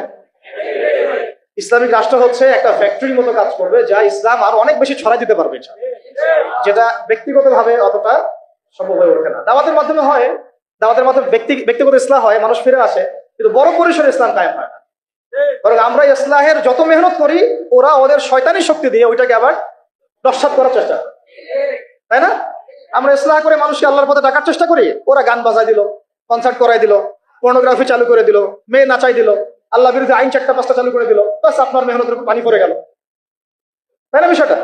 অথচ যদি আমরা একটা ইসলামিক স্টেটের দিকে যেতে পারতাম, ইসলামিক রাষ্ট্র ব্যবস্থার দিকে, তাহলে ওই ক্ষমতা আমাদের হাতে থাকতো যে তারা উপরের লেভেল থেকে ইসলাম বিরোধী কোনো শক্তিকে আমাদের উপর চাপিয়ে দিতে পারতো না। 1 নম্বর হচ্ছে আমরা নামাজ প্রতিষ্ঠা করতে পারতাম জাতিগতভাবে, যেটা আমরা এখন পারছি না। 2, আমরা যাকাত কায়েম করতে পারতাম, যাকাত প্রতিষ্ঠা করতে পারতাম রাষ্ট্রীয়ভাবে। এটা মুসলিমদের জন্য বলছি, নামাজ এবং যাকাতের বিষয়গুলো। অমুসলিমদেরকে নিয়ে তো আমাদের এখন এভাবে ফিকির নাই। তারা আমাদের রাষ্ট্র থাকবে, আমরা সহ অবস্থান করব, আমরা তাদের ধর্ম পালনে কোনো বাধা দিব না, আবার আমরা তাদের ধর্ম পালনের অংশও হব না। না আমি মূর্তি ভাঙতে যাব, আর না আমি মূর্তি পাহারা দিব, আর না আমি মূর্তি গড়ে দিব। তারা লাকুম দিনুকুম ওয়ালিয়া দিন, তোমাদের দিন তোমরা পালন করো, আমাদের দিন আমরা পালন করব। এবং তোমরা আমাদেরকে জিজিয়া দিবা। কি দিবা? এই জিজিয়া কেন দিতে হবে? কারণ এই জিজিয়ার বিনিময়ে আমরা তাদের জান, মাল, সম্পদ, সন্তান সবকিছু নিরাপত্তার দায়িত্ব নেই, যেটা মদিনা রাষ্ট্রে ছিল। এটাকে বলা হয় যে তারা ইসলামিক রাষ্ট্রের মধ্যে আমাদের জিম্মায় থাকে, জিম্মা শব্দও তারা বুঝে না। এরা মনে করে জিম্মা মানে মনে হয় জিম্মি, হ্যাঁ তাই না? বলে না যে জিম্মি করে ফেলছে। জিম্মি মানে তো একজনকে অন্যায় ভাবে আটকে রাখা, এটাকে জিম্মি। এই দেখেন আরবির যে কত অবস্থা খারাপ আমাদের দেশে। জিম্মি আর জিম্মা এটা কি এক হইলো? জিম্মি হচ্ছে কি কাউকে অন্যায় ভাবে আটকে রাখা, আর জিম্মা মানে আপনার জান আমার জান, আপনার মাল আমার মাল, আপনার সন্তান আমার সন্তান, আপনার পরিবার আমার পরিবার। আপনি আমাকে জিজিয়া দিবেন, আপনার পুরো জান, মাল, ইজ্জত, পরিবারের দায়িত্ব আমাদের। কেউ আপনাদের দিকে বাঁকা চোখে তাকাইতে পারবে না। যদি তাকাইতে আসে কোনো মুসলমানও যদি আপনার উপর জুলুম করতে আসে, আমরা ওই মুসলমানের হাত কেটে ফেলে দেব যখন আপনার উপর জুলুম হবে। তখন যদি আপনি মাজলুম হন আর মুসলিম জালেম হয়, তাহলে আমরা তার বিরুদ্ধে ব্যবস্থা নেব। এটা হচ্ছে জিম্মাদারি। তো এরা দেখলাম যে এতটুকু বুঝে না। আমাদের একটা স্ট্যাটাস নিয়ে দেখলাম ভারতীয় একটা মিডিয়া এইসব অপপ্রচার চালাইছে। উনি বলছে যে অমুসলিমদেরকে জিম্মায় নিয়ে চলে আসবে। আরে ভাই, জিম্মা তো ভালো শব্দ। জিম্মা এত বড় শব্দ যে আমার সন্তান যদি আপনার বিরুদ্ধে অন্যায় করে, আমি আমার নিজের হাতে সন্তানকে শাস্তি দিব, এটা হলো জিম্মা। যাই হোক, এটা তারা বুঝে না। এটা তাদের জন্য না, এই সালাত এবং যাকাতের বিষয়টা কাদের জন্য না? মুসলিমদের জন্য। অমুসলিমদের জন্য এটা নয়। আমরা তাদেরকে দাওয়াত দিব। কি করবো? তাদেরকে দাওয়াত দিব। যাকাত প্রতিষ্ঠা করা সম্ভব কিভাবে? আমরা রাষ্ট্রীয়ভাবে আমাদের যাদের নেশাব পরিমাণ সম্পদ হয়েছে, একেবারে তালিকাভুক্ত করে, শুমারি করে, একটা প্রশাসনের বাহিনীকে লাগিয়ে দিয়ে এটাকে আমরা উত্তোলন করতে পারি কিনা? নবী সাল্লাল্লাহু আলাইহি ওয়াসাল্লাম করেছিলেন কিনা? আবু বকর সিদ্দিক, ইবনুল খাত্তাব বিন আফফান, উসমান বিন আফফান, আলী ইবনে আবি তালেব, তারা করেন নাই? তখন কি এই যাকাতের অর্থগুলো গরিব মানুষের কাছে সমানভাবে বন্টন করা হয় নাই? যাকাতের 8টা খাতে। এবং তখন কি সমাজের মধ্যে গরিব মানুষের সংখ্যা বেশি ছিল না কম? একজনও খুঁজে পাওয়া যাইতো? ওয়াল্লাহি, এখন যদি আমরা যাকাত ভিত্তিক অর্থ ব্যবস্থা চালু করতে পারতাম, তাহলে আমাদের সমাজে কোনো গরিব মানুষ থাকতো না। আপনাদের যত ওই কমিউনিজমের মতবাদ আছে, আর ওই পুঁজিবাদ আছে, আর এই সমাজতন্ত্র আছে, হ্যাঁ, আর এই যে আরো যত মতবাদ গুলো আছে, ওয়ার্ল্ড ব্যাংকের, IMF এর, হ্যাঁ, ফেডারেল রিজার্ভ ব্যাংকের, এই সমস্ত মতবাদ গুলো ফেল করছে। মানবতার কল্যাণে তারা কিছুই করতে পারে না। মানবতার কল্যাণে প্র্যাকটিক্যালি কাজ করে দেখিয়েছেন নবী মুহাম্মদ সাল্লাল্লাহু আলাইহি ওয়াসাল্লাম। কিভাবে ইসলামী এবং যাকাত ভিত্তিক অর্থ ব্যবস্থার মধ্য দিয়ে সমাজের দরিদ্র মানুষের হক আদায় করতে হয়, এটা তিনি দেখিয়ে দিয়েছেন। আপনারা সেটা কিছুই করতে পারেন না। খালি এসব গদবাধা আমাদেরকে ইকোনমিক্সের বই পড়াইছেন, ইকোনমিক্সের কি করছেন, বই পড়াইছেন। আর ইকোনমিক্সের পড়া এত জরুরি এই যুগে, ইসলামিক ইকোনমিক্স, না হলে যে আমাদেরকে কিভাবে তারা সুদখোর বানাচ্ছে আপনি চিন্তাও করতে পারেন। সাম্য তো কায়েম করতে পারেনি নাই, ইনসাফ তো করতে পারেনি নাই, বরং মানুষকে খাইয়েছেন রিবা, সুদ, ঘুষকে জায়েজ করছেন, দুর্নীতি হয়েছে, টাকার মান কমানো বাড়ানো নিয়ে ইনফ্লেশন করেছেন, গরিবের রক্ত চুষে খাইছেন। হ্যাঁ, একটা অংশ দিন দিন ধনী হয়েছেন, বাকি অংশকে গরিব বানাইছেন। মানুষের রক্তচোষা, শ্রমিকদের রক্তচোষা, গরিবদের রক্তচোষা অর্থনীতি দিয়েছেন মানুষকে, এবং এর ফলে মানে বৈশ্বিক জুলুম আপনারা প্রতিষ্ঠা করেছেন এই অর্থনীতি সিস্টেমের মধ্য দিয়ে। এইটা নিয়ে কথা বলতে গেলে আমার 1 ঘন্টা সময় লাগবে, এটা আমি অন্য একদিন বলবো ইনশাল্লাহ। শুধু এই টপিকের উপর কথা বলবো ইনশাল্লাহ, যে বর্তমান অর্থ ব্যবস্থা ধোঁকাবাজি, বর্তমান অর্থ ব্যবস্থার, অর্থনৈতিক সিস্টেমের ধোঁকাবাজি আপনি শুনলে আপনার চোখ কপালে চলে যাবে। আসলে যারা কম জানে ওরা ঘুমাইতে পারে শান্তিতে, যারা আসলে জানে তারা ঘুমাইতে পারে না, বুঝছেন? আসলে সত্য কথা এটাই, এত ধোঁকাবাজি হয়েছে অর্থনীতির মধ্যে, এমন ভাবে গরিব মানুষকে নির্যাতন করা হয়েছে, এমন ভাবে রক্ত চোষা হয়েছে। আল্লাহর কসম করে বলতেছে, বাংলাদেশের বেশিরভাগ মানুষ এটার হদিসই নাই, তারা জানেই না। এবং এর পিছনে আছে ওই পশ্চিমা পরাশক্তি আর ওই ইসরায়েল এবং আমেরিকার শক্তি, এরাই কাজগুলো করছে সারা ওয়ার্ল্ড। আল্লাহ পাক আমাদেরকে বোঝার তৌফিক দান করেন। এখন এই যাকাত ভিত্তিক অর্থ ব্যবস্থা প্রতিষ্ঠা করা কিন্তু এখন ব্যক্তিগতভাবে সম্ভব নয়। ব্যক্তিগতভাবে সম্ভব, রাষ্ট্রীয়ভাবে যদি রাজনৈতিক ক্ষমতায় আমরা যেতে পারতাম ইসলামপন্থীরা, তাহলে এটা সম্ভব ছিল। 3 নাম্বার দেখুন, যে আমাদের যে বাজার আছে, বাজার বলতে 2 রকম বাজার, একটা হচ্ছে আঞ্চলিক বাজার, একটা হচ্ছে বিশ্ব বাণিজ্য। এই দুটো বাজারের মধ্যে হারাম আছে না, হারাম পণ্য আছে না, মাপে কম দেওয়ার বিষয় আছে না, সিন্ডিকেট আছে না, থার্ড পার্টির তেলেসমাতি আছে না, এই সমস্ত বিষয়গুলোকে আমরা নিয়ন্ত্রণ করতে পারছি না। ইসলামী অর্থ ব্যবস্থা থাকলে বা ইসলামী বাজার ব্যবস্থা থাকলে, ইসলামিক যদি আমরা কি বল সাম্যের ইকোনমি যদি আমাদের সামনে থাকতো, তাহলে আমরা এই প্রত্যেকটা হারামকে বন্ধ করতে পারতাম, এই মজুদদারি গুলো বন্ধ করতে পারতাম, আমরা সিন্ডিকেট বন্ধ করতে পারতাম, আমরা এই ইনফ্লেশন বন্ধ করতে পারতাম, আমরা বাজারের যে জুলুমগুলা, দুর্নীতিগুলো, এগুলো বন্ধ করতে পারতাম। এগুলো কিন্তু আমরা বন্ধ করতে পারছি না, বরং ইনস্ট্যান্ট শাস্তির আওতায় আনা সম্ভব ছিল, আমরা এটা করতে পারছি না শুধুমাত্র ইসলামিক বিধান না থাকার কারণে। আল্লাহ পাক আমাদের বোঝার তৌফিক দান করেন। তারপরে দেখুন 4 নম্বর হচ্ছে আমাদের পুরো অর্থ ব্যবস্থায়, এটা ভালো করে বোঝেন, পুরো অর্থ ব্যবস্থায় ইকোনমিক সিস্টেমের মধ্যে 3টা জিনিস খুব মোটা দাগে আছে। একটা হলো জুলুম, একটা হলো খেয়ানত, একটা হচ্ছে দুর্নীতি। কি বললাম? জুলুম, খেয়ানত, দুর্নীতি। এই 3টা আমরা দূর করতে পারি নাই আমাদের অর্থ ব্যবস্থা থেকে। যদি ইসলামিক অর্থ ব্যবস্থা থাকতো, যাকাত ভিত্তিক, সাদাকা ভিত্তিক, কৃষি ভিত্তিক, শিল্প ভিত্তিক, হালাল বাণিজ্য, আঞ্চলিক এবং বৈশ্বিক, তাহলে দেখতেন ইনশাআল্লাহ সমস্ত জায়গা থেকে জুলুম, তারপরে আপনার এই খেয়ানত এবং এই দুর্নীতি একটাও স্থান পেত না। কারণ এটাতে জনগণকে আমরা তখন আল্লাহর কাছে জবাবদিহি করতে বাধ্য করতাম এবং আল্লাহ পাকের বিধান অনুযায়ী বিচার ফয়সালা করতাম। আল্লাহ পাকের বিধান অনুযায়ী বিচার ফয়সালা করা হতো, তখন তারা এই সাহসটা পেত না। 5 নম্বর হচ্ছে দেখুন, যে ইসলাম বিরোধী যত মতবাদগুলো আছে, যেমন ধরেন কয়েকটা কথা তো বললাম, যেমন ইসলাম বিরোধী অনেক মতবাদ, আসলে তারা তো বুঝতে পারেন না যে কমিউনিজম একটা ইসলাম বিরোধী মতবাদ, সেকুলারিজম একটা ইসলাম বিরোধী মতবাদ।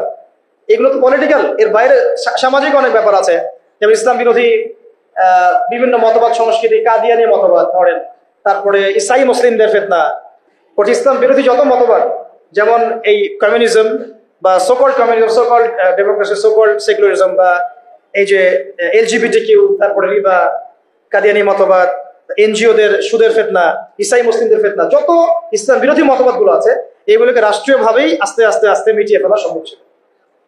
কিন্তু ইসলামী রাষ্ট্র ব্যবস্থা না থাকলে এটাকে আপনি মেটাতে পারবেন না, বরং তারা সমাজে আধিপত্য বিস্তার করার চেষ্টা করবে এবং তারা ফ্লুয়েন্টলি তাদের মিশনে কাজ করতে শুরু করবে, যেটা আমরা দেখেছি তারা কাজ করছে। কাদিয়ানিদেরকে কেউ ঠেকাচ্ছে কি? না। ইসাই মুসলিমদের ফিতনা কি কেউ ঠেকাতে পারছি? আমরা হয়তো দাওয়াত দিতে পারছি, বুঝাতে পারছি, ওদের এলেমের এগেনস্টে আমরা আমাদের এলেম জাহির করতে পারছি, মোনাজারা হচ্ছে, কিন্তু ওদের উপর কোনো মানে কঠোর ব্যবস্থা কিন্তু আমরা গ্রহণ করতে পারছি না। ওটা ব্যক্তিগতভাবে সম্ভব হচ্ছে না, কিন্তু রাষ্ট্র থাকলে আমরা পারতাম,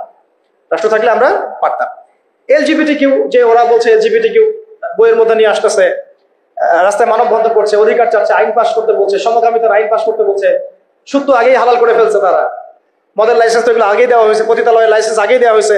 আর ইসাই মুসলিমরা কাজ করতেছে, শুধু এনজিওরা কাজ করতেছে, কাদিয়ানিরা কাজ করতেছে। আমরা কি এগুলোর একটাও ঘোরার থেকে কেটে ফেলতে পারছি? আচ্ছা, তো এটা আমরা পারতাম যদি আমাদের কাছে ইসলামী শাসন ব্যবস্থা বা ইসলামী একটা ইমারা বা একটা খেলাফা রাষ্ট্র থাকতো। এই জিনিসগুলো আমাদেরকে বুঝতে হবে, আল্লাহ পাকের বোঝার তৌফিক দান। কয়টা বলছি? 5টা। 6 নম্বরটা খুব বেশি ইম্পর্টেন্ট। এটা আমাদের জন্য খুব বেশি ইম্পর্টেন্ট এই কারণে যে এটা জাতির মেরুদণ্ড। আমাদের জাতির মেরুদণ্ড কি? শিক্ষা। এখন আসেন একটু পিছনে ফিরে তাকান, বিগত 30, 40, 50 বছরে, বিগত 30 থেকে 40 বা 50 বছরে জাতীয় শিক্ষা ব্যবস্থার মধ্যে ইসলাম কতটুকু আছে আর কতটুকু নাই? আদৌ কি আছে? জাতীয় শিক্ষা ব্যবস্থা, আমি কিন্তু মাদ্রাসা শিক্ষার কথা বলছি না। আচ্ছা, মাদ্রাসা শিক্ষা ব্যবস্থা প্রণয়ন করতে হলো কেন? কারণ জাতীয় শিক্ষা ব্যবস্থার মধ্যে ইসলাম নাই, তাই। মাদ্রাসাগুলো না থাকলে তো ইসলাম মিটাই ফেলতো তারা। মাদ্রাসাগুলো না থাকলে কি করতো? ইসলাম মিটাই ফেলতো। তো মাদ্রাসার খেদমত তো একটা সুরত। আমার দেশের 80%, 90% মানুষ মুসলিম। কোটি কোটি ছেলে মেয়ে স্কুলে পড়াশোনা করে, কলেজে পড়াশোনা করে, ইউনিভার্সিটিতে পড়াশোনা করে। আচ্ছা, তাদের কি মৌলিক অধিকার না যে তারা প্রাইমারি স্কুলে কোরআন শিখবে? হাই স্কুলে তারা অন্তত আরবিটা শিখবে, ফরজে আইনের জ্ঞান জানবে, হাদিস শিখবে, সিরাত শিখবে, কোরআন অনুবাদ করতে পারবে বা কোরআনের তাফসীর করতে পারবে, অথবা তারা ফিকহ বা উসুলের জ্ঞানগুলো অর্জন করবে, মুফতি হবে, মুহাদ্দিস হবে, মুফাসসির হবে। এই অধিকার কি আমাদের এই কোটি কোটি ছেলের নাই, মেয়েদের নাই? আমরা শিক্ষাকে একদম সেকুলার করে ফেলছি।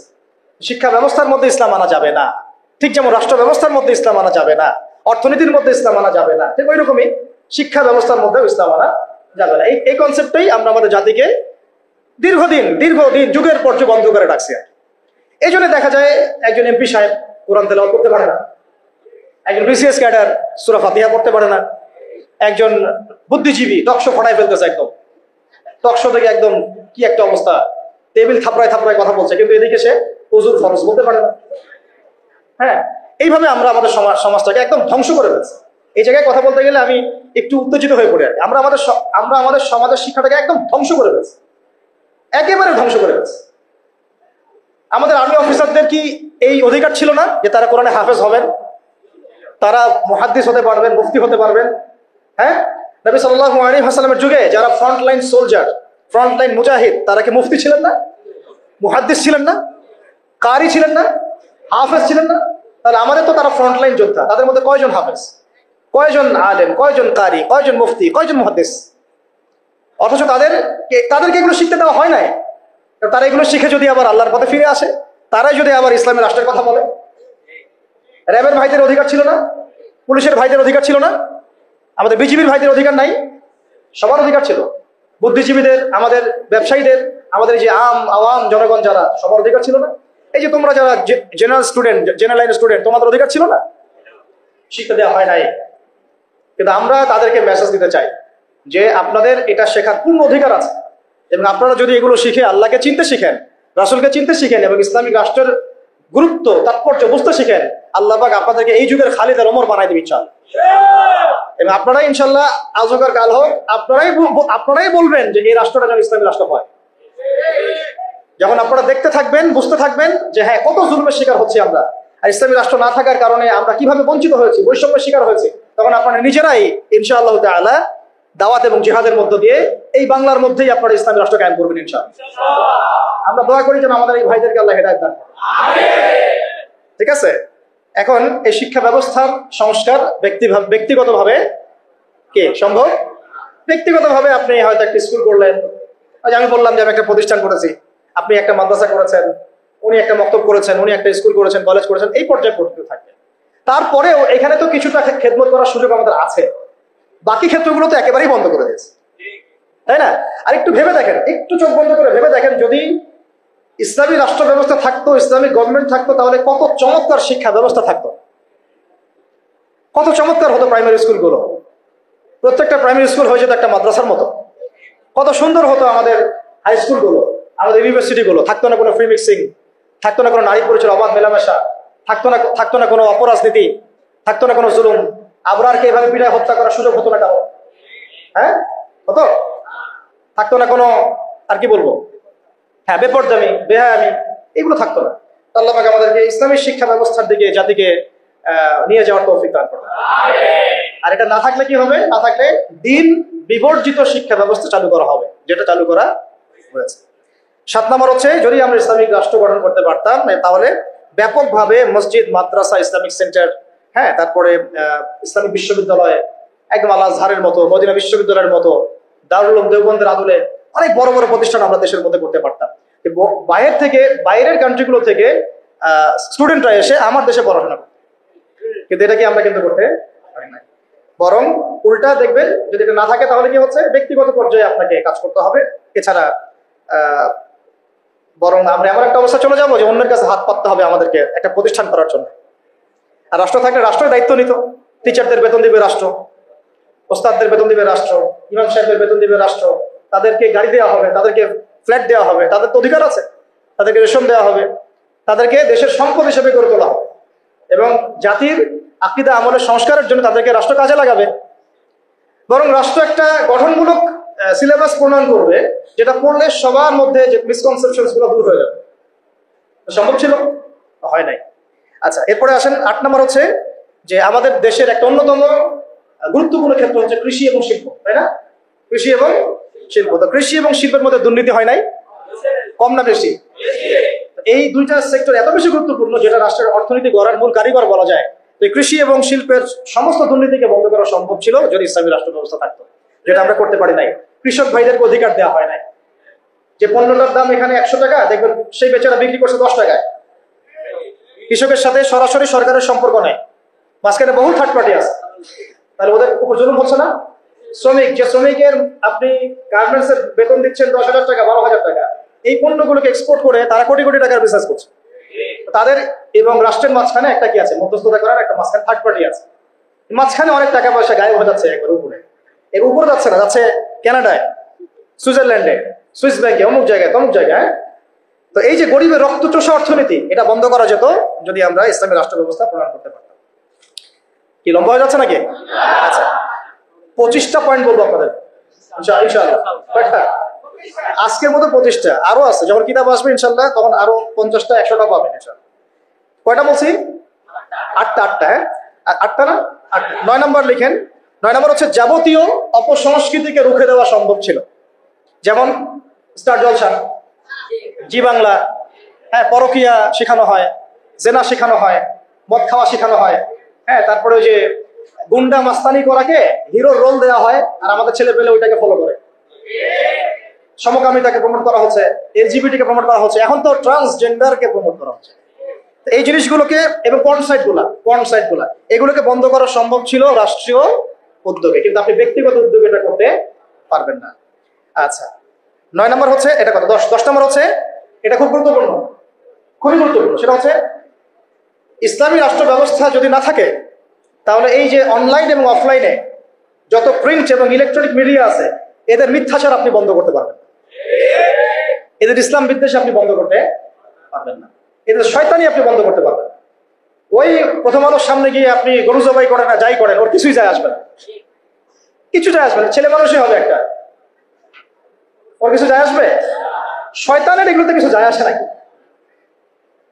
তো যদি ইসলামী রাষ্ট্র ব্যবস্থা আপনার হাতে থাকতো, তাহলে আপনি আইন প্রণয়ন করে হোক, নীতি নির্ধারণ করে হোক এবং আইনের সুশাসন নিশ্চিত করে হোক, ইসলামের স্বার্থকে সর্বোচ্চ অগ্রাধিকার দিয়ে আপনি এগুলোকে নিয়ন্ত্রণ করতে পারতেন।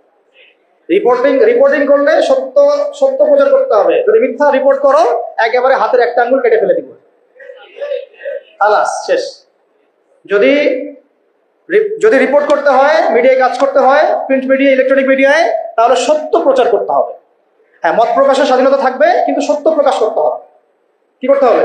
সত্য প্রচার করতে হবে। কোনো মিথ্যা সংবাদ যদি প্রচার করো, কোনো মিথ্যা নিউজ যদি জাতিকে গিলাও, ইসলাম বিদ্বেষী কোনো অপতৎপরতা করো, ইসলাম ফোবিয়া ছড়াও, ইসলামকে জঙ্গি, সন্ত্রাসী এসবের ধর্ম বলো, ধরা হবে, একটা একটা করে আঙ্গুল কসকস করে কেটে ফেলা। ইসলামী শাস্তি এগুলা, দর্রা, বেত্রাঘাত, হাত কেটে ফেলা, কি তাই না? রজম করা। এই জন্য এই ভয়ে তো বহু মানুষ চায় না যে ইসলামী রাষ্ট্র হোক। বহু মানুষ এই কারণে ইসলামী রাষ্ট্র চায় না যে ইসলামী রাষ্ট্র ব্যবস্থা আসলে পরে তাদের ব্যক্তি জীবনের গুনাহ তারা করতে পারবে না। কারণ ব্যক্তি জীবনে জেনা করে, ও তো চাইবে না ইসলামী রাষ্ট্র আসুক। ব্যক্তি জীবনে মদ খায়, ও তো চাইবে না যে মদ, আরে বাপরে বাপ, ইসলামী রাষ্ট্র আসলে তো 80টা বেত্রাঘাত করবে আবার, তাই না? ইসলামী রাষ্ট্র আসলে তো পরকিয়া করতে পারবে না, তখন তো আপনি ধরেন যে খোলামেলা এবং উন্মুক্ত কনসার্ট আপনি করতে পারবেন না। আপনি শুনলে বাসায় শুনবেন, ব্যক্তিগতভাবে পাপ করবেন, জনগণকে পাপী করতে পারবেন না, তাই না? ইসলামী রাষ্ট্র আসলে অনেক অনেক সমস্যা আছে। ওই সমস্যাগুলোর কারণে তারা আবার চায় না যে ইসলামী রাষ্ট্র আসুক। তো যাই হোক, চাক আর না চাক, একটা কথা বলে নেই, অনলাইনে দিবি অনলাইন না, মানে কেউ চাক আর না চাক, কেউ চাক বা নাই বা চাক, আজ হোক আর কাল হোক, এই বাংলাদেশের বুকে ইসলামী রাষ্ট্র কায়েম হবেই হবে। কেউ এটাকে বদলাইতে পারবে না। কেন পারবে না বলেন? কেন পারবে না? কারণ নবী সাল্লাল্লাহু আলাইহি ওয়াসাল্লাম ভবিষ্যৎবাণী করেছেন যে একটা কাঁচা বাড়ি বাদ থাকবে না, একটা পাকা বাড়ি বাদ থাকবে না, যেখানে আল্লাহ পাক তার তাওহীদের কালিমা লা ইলাহা ইল্লাল্লাহ মুহাম্মাদুর রাসূলুল্লাহকে প্রবেশ করাবেন না। ওরা যে বলছেন অখণ্ড ভারত হবে, হ্যাঁ অখণ্ড ভারত হবে ঠিকই, তবে সেটা হবে কিসের? ইসলামের এবং তাওহীদের কালিমা লা ইলাহা ইল্লাল্লাহ মুহাম্মাদুর রাসূলুল্লাহ। অপেক্ষা করতে থাকো, তোমরা অপেক্ষা করতে থাকো, ফান্তাজিরু ওয়া ইন্না মাআকুম মিনাল মুনতাজিরিন। কোনো সমস্যা নাই, কিন্তু এটা হবেই হবে ইনশাআল্লাহ। আর যে কথাটা আল্লাহ নবীজি মুখ দিয়ে বলেছেন, জেরুজালেম মুক্ত হবে এবং জেরুজালেম থেকে ঈসা আলাইহিস সালাম কি করবেন? 40 বছর এই বিশ্বকে শাসন করবেন। কারো ক্ষমতা নাই এটাকে ঠেকায়, এটাকে বদলাই দিবে। এই ক্ষমতা নাই ইসরায়েলের আছে, আর না আমেরিকার আছে, আর না পশ্চিমা সভ্যতার আছে, আর না আমাদের এই গোমূত্রখোর মোদিদের আছে। এরা তো গোমূত্রখোর, এরা কি খোর? যারা যারা গরুর পেশাব পান করে ওদের মাথায় কি থাকতে পারে? তো যখন ওগুলো খেয়ে নেশা মাথায় উঠে আর কি, তখন হেডাম দেখায়। বুঝতে পারছেন কথা? যাই হোক, আমরা দোয়া করি আল্লাহ পাক তাদেরকে হেদায়েত দান করে। আবু জাহেলের জন্য তো দোয়া করা হয়েছিল না? আল্লাহ আবু জাহেল বা ওমর রাদিয়াল্লাহু আনহুর মধ্যে যাকে আপনি ভালোবাসেন আল্লাহ আপনি হেদায়েত দান করেন। এমন হতেই পারে যে তাদের বহু মানুষ ইসলামের সৌন্দর্য দেখে আমাদের দিনে ইনশাআল্লাহ দীক্ষিত হবে। এটা হতেই পারে। আজিজ আও যুল্লি দালিল, একটা হাদিসে আছে যে সম্মানের ঘরে সম্মানের সাথে ঢুকবে, অসম্মানের ঘরে একবার অপদস্থ করে ইসলাম ঢুকবে ইনশাআল্লাহ। তো যাই হোক, পয়েন্টটা ছিল কি, যে আমরা যদি ইসলামিক রাষ্ট্র ব্যবস্থা থেকে যেতে পারি তাহলে প্রিন্ট এবং ইলেকট্রনিক মিডিয়া এই যে ইসলাম বিদ্বেষ এগুলোকে আমরা বন্ধ করতে পারবো। তখন আমরা ইনসাফ প্রতিষ্ঠা করতে পারবো এবং সত্য মানুষের কাছে প্রচার করতে পারবো। সারা বিশ্বে ইসলামকে যে জঙ্গি, সন্ত্রাসী এই শব্দগুলো কারা ছড়াইছে বলেন তো? এই মিডিয়ারাই ছড়াইছে। কারা ছড়াইছে? এই মিডিয়ারা ছড়াইছে। ছড়াইছে, খ্রিস্টানরা ছড়াইছে, ছড়াইছে, সবাই ইসলামকে জঙ্গি ধর্ম, সন্ত্রাসী ধর্ম এগুলো ছড়াইছে না? মুজাহিদদেরকে বলেছে এরা সন্ত্রাসী। এখন পর্যন্ত মানুষ এদেরকে তারা বলে সন্ত্রাসী, আর এই জালেমকে তারা বলে কে? কি বলে? হ্যাঁ, মানবতাবাদী না? আমাদের ভাইরা ওখানে ওখানে নির্যাতিত হচ্ছে, নিপীড়িত হচ্ছে, কিন্তু আল্লাহ পাকের কাছে ওই জায়গাটা অনেক মকবুল একটা জায়গা। কেন মকবুল? আল্লাহ পাক ওই জায়গা থেকে বেশি সুহাদা নিচ্ছেন আল্লাহর কাছে, বেশি শহীদ আল্লাহ ওইখান থেকে নিচ্ছেন। তো এটা দেখে আমাদের তো রক্ত আর ঠান্ডা থাকে না, সবার গরম হয়ে যায়, কেউ দেখতেও পারি না এখন এগুলা। কিন্তু আমাদের হাত বাঁধা, আপনি কিছু করতে পারছেন না। কেন কিছু করতে পারছেন না? কারণ আমাদের হাতে কোনো ইসলামিক রাষ্ট্র নাই। তাই ব্যক্তিগতভাবে আপনি সেখানে কিছু করতে পারবেন না, কিন্তু ইসলামিক রাষ্ট্র ব্যবস্থা থাকলে আমরা আমাদের ভাইদের পাশে দাঁড়াতে পারতাম, আমরা মাজলুমদের পাশে দাঁড়াতে পারতাম, অথবা অন্তত পক্ষে আমরা জাতিসংঘকে চাপ দিতে পারতাম না? অথবা আমরা ইউনাইটেড একটা মুসলিম কমিউনিটি করতে পারতাম পুরো বিশ্বের শক্তিশালী মুসলিম রাষ্ট্রগুলো নিয়ে। তখন দেখতাম যে ওরা কোথায় পালানোর রাস্তা খুঁজে পায়। কিন্তু আমরা কিন্তু এটা করতে পারছি না। বরং ওরা করেছে ন্যাটোর মাধ্যমে, ওরা ঐক্যবদ্ধ জোট করে আমাদেরকে ভয় দেখাচ্ছে। তো এই জন্য অনেক কারণ আছে ভাই। এই কারণগুলো আমাদেরকে একটা দিকেই এখন নিসবত করছে যে আমাদের একটা মুসলিমদের একটা ইসলামপন্থী রাষ্ট্র দরকার, ইসলামপন্থী সরকার দরকার। আদারওয়াইজ আমরা বিশ্বের বুকে স্বাধীন হতে পারবো না। এমনকি আমরা আমাদের মাজলুম ভাইদেরকে সাহায্য করতে পারছি। আল্লাহ আমাদেরকে বোঝার তৌফিক দান করুন। আচ্ছা, 10 নম্বর হচ্ছে, 10 না 11 হচ্ছে সমস্ত সামাজিক অশ্লীলতা, যেমন বেপরদামি, কিশোর গ্যাং, মাদকের আকড়া, জুয়ার আকড়া, এগুলোকে আপনি বন্ধ করতে পারবেন না যদি ইসলামিক রাষ্ট্র ব্যবস্থা না থাকে। 13 নম্বর হচ্ছে আইনের সুশাসন বলে একটা শব্দ শুনি আমরা। এটা গদবাদ একটা শব্দই থাকে, এর আসলে বাস্তব খুব একটা প্রয়োগ হয় না। বরং আমরা দেখেছি আইনকে হাতিয়ার করে নিয়ে মানুষ রাজনীতি করেছে, ব্যক্তি আক্রোশ ঝেড়েছে এবং ব্যক্তির স্বার্থ চরিতার্থ করেছে, দলের স্বার্থ উদ্ধার করেছে, তাই না? ওলামায়ে কেরামরা কি অপরাধ করেছিলেন শাপলা চত্বরে, যে তাদের সবার উপরে 10টা 5টা করে মামলা দিতে হবে? বলেন। যারা মারলো তাদের বিরুদ্ধে মামলা হলো না, যারা মরলো তাদের বিরুদ্ধে মামলা হলো। তারা কি অপরাধ করেছিলেন? এখনো বহু ওলামায়ে কেরাম 5টা 6টা 10টা করে মামলা নিয়ে কাঁধে নিয়ে ঘুরছেন না? তাহলে আইনের সুশাসন কি এখানে হয়েছে? নিশ্চিত এখন পর্যন্ত এই পরিবর্তিত সরকার বলছেন এখন পর্যন্ত এগুলোকে উইথড্র করা হয় নাই, এখন পর্যন্ত মামলাগুলো থেকে উইথড্র করা হয় নাই, এখন পর্যন্ত বহু গুম হওয়া মানুষকে উদ্ধার করা হয় নাই। আর আমরা জানি তারা কি পরিমাণ কষ্টে আছেন, আমরা গেস করতে পারি যে তারা কি পরিমাণ কষ্টে আছে। এটা তো আপনি গেস করতে পারবেন না, কারণ আপনার সে অভিজ্ঞতা নাই, সমুদ্র দেখেন নাই, আপনি বুঝবেন কিভাবে এর গভীরতা কেমন। সেখানে একদিন মনে হবে 1 বছরের সমান, একদিন মনে হবে কি 1 বছরের সমান। এমন বহু মানুষ ভিতরে এখনো আছে যারা মাজলুম, নির্যাতিত, নিপীড়িত, এখনো ওদেরকে বের করা হয় নাই। এখনো বহু মানুষের গায়ে মিথ্যা মামলা চলছে, বহু ওলামায়ে কেরাম মামলা নিয়ে ঝুঁকছেন, ভুগছেন। আর মামলা এমন ভাবে দিয়ে রাখে যে সকালবেলা আপনি হাজিরা দিবেন ঢাকায়, একেবারে আবার দেখা যাবে কালকে আবার হাজিরা দেওয়া লাগবে রাজশাহীতে, তারপরে হাজিরা দেওয়া লাগবে চট্টগ্রামে। এইভাবে তারা হ্যারাস করছে মানুষ। আর 4টা-5টা মামলা কার উপর থাকলে তার আর কোনো হ্যারাসমেন্টের প্রয়োজন নাই, এটাই তার সারা জীবনকে শেষ করে দেবে। তার জমি জমা বাড়ি গাড়ি বিক্রি করেও সে ওখান থেকে বেরোতে পারবে। এদিকে আইনের সুশাসন নিশ্চিত হয়েছে। যদি ইসলামিক রাষ্ট্র ব্যবস্থা থাকতো তাহলে প্রত্যেকটা জালেমের বিচার হতো, প্রত্যেকটা মাজলুমকে আমরা বেকসুর খালাস করে দিতাম ইনশাআল্লাহ। এবং এখানে তাওহীদপন্থী সৎ এবং যোগ্য আইনজীবীদেরকে আমরা রাখতে পারতাম না? শুধু তাই না, এই যে ব্রিটিশ আইন চলতেছে, ব্রিটিশ আইন, এই ব্রিটিশ আইনের যে ফাঁকফোকর, নোংরামি, তাগুতি সিস্টেম, এগুলোকে পরিবর্তন করে আমরা আল্লাহর শরিয়া আইন বাস্তবায়ন করতে পারি। 12টা বলছে, 13 নম্বর। আচ্ছা, 13 নম্বর হচ্ছে খুব জরুরি পয়েন্ট। সমস্ত অপরাধের বিচার এবং আইনের যে সুশাসন এটা নিশ্চিত করা সম্ভব, সমস্ত অপরাধগুলোর বিচার করা সম্ভব ইনসাফের সাথে, শরিয়া আইনের সাথে এবং আল্লাহর বিধানের অনুকূলে, যেটা ইসলামিক স্টেট না থাকলে কখনোই সম্ভব নয়। একটা জেনার ঘটনা ঘটেছে নবী সাল্লাল্লাহু আলাইহি ওয়াসাল্লামের যুগে, তিনি কি বিচার করেন নাই? চুরি হয়েছে, তিনি কি বিচার করেন নাই? মদপান হয়েছে, তিনি কি বিচার করেন নাই? তিনি কোন উৎস থেকে আইন নিয়ে বিচার করেছেন? আল্লাহর পক্ষ থেকে আইন দিয়ে বিচার করেছেন।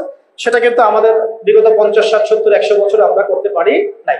তো ইসলামী রাষ্ট্র ব্যবস্থা না থাকলে এটা কখনোই সম্ভব হবে না। ঠিক আছে। 14 নম্বর হচ্ছে হুদুদ এবং কিসাস কায়েম করা সম্ভব হবে না। কি বললাম? হুদুদ এবং কিসাস কায়েম করা সম্ভব হবে না যদি ইসলামী রাষ্ট্র ব্যবস্থা না থাকে। যদি থাকে তাহলে আপনি হুদুদ কায়েম করতে পারবেন, কিসাসও কায়েম করতে পারবেন।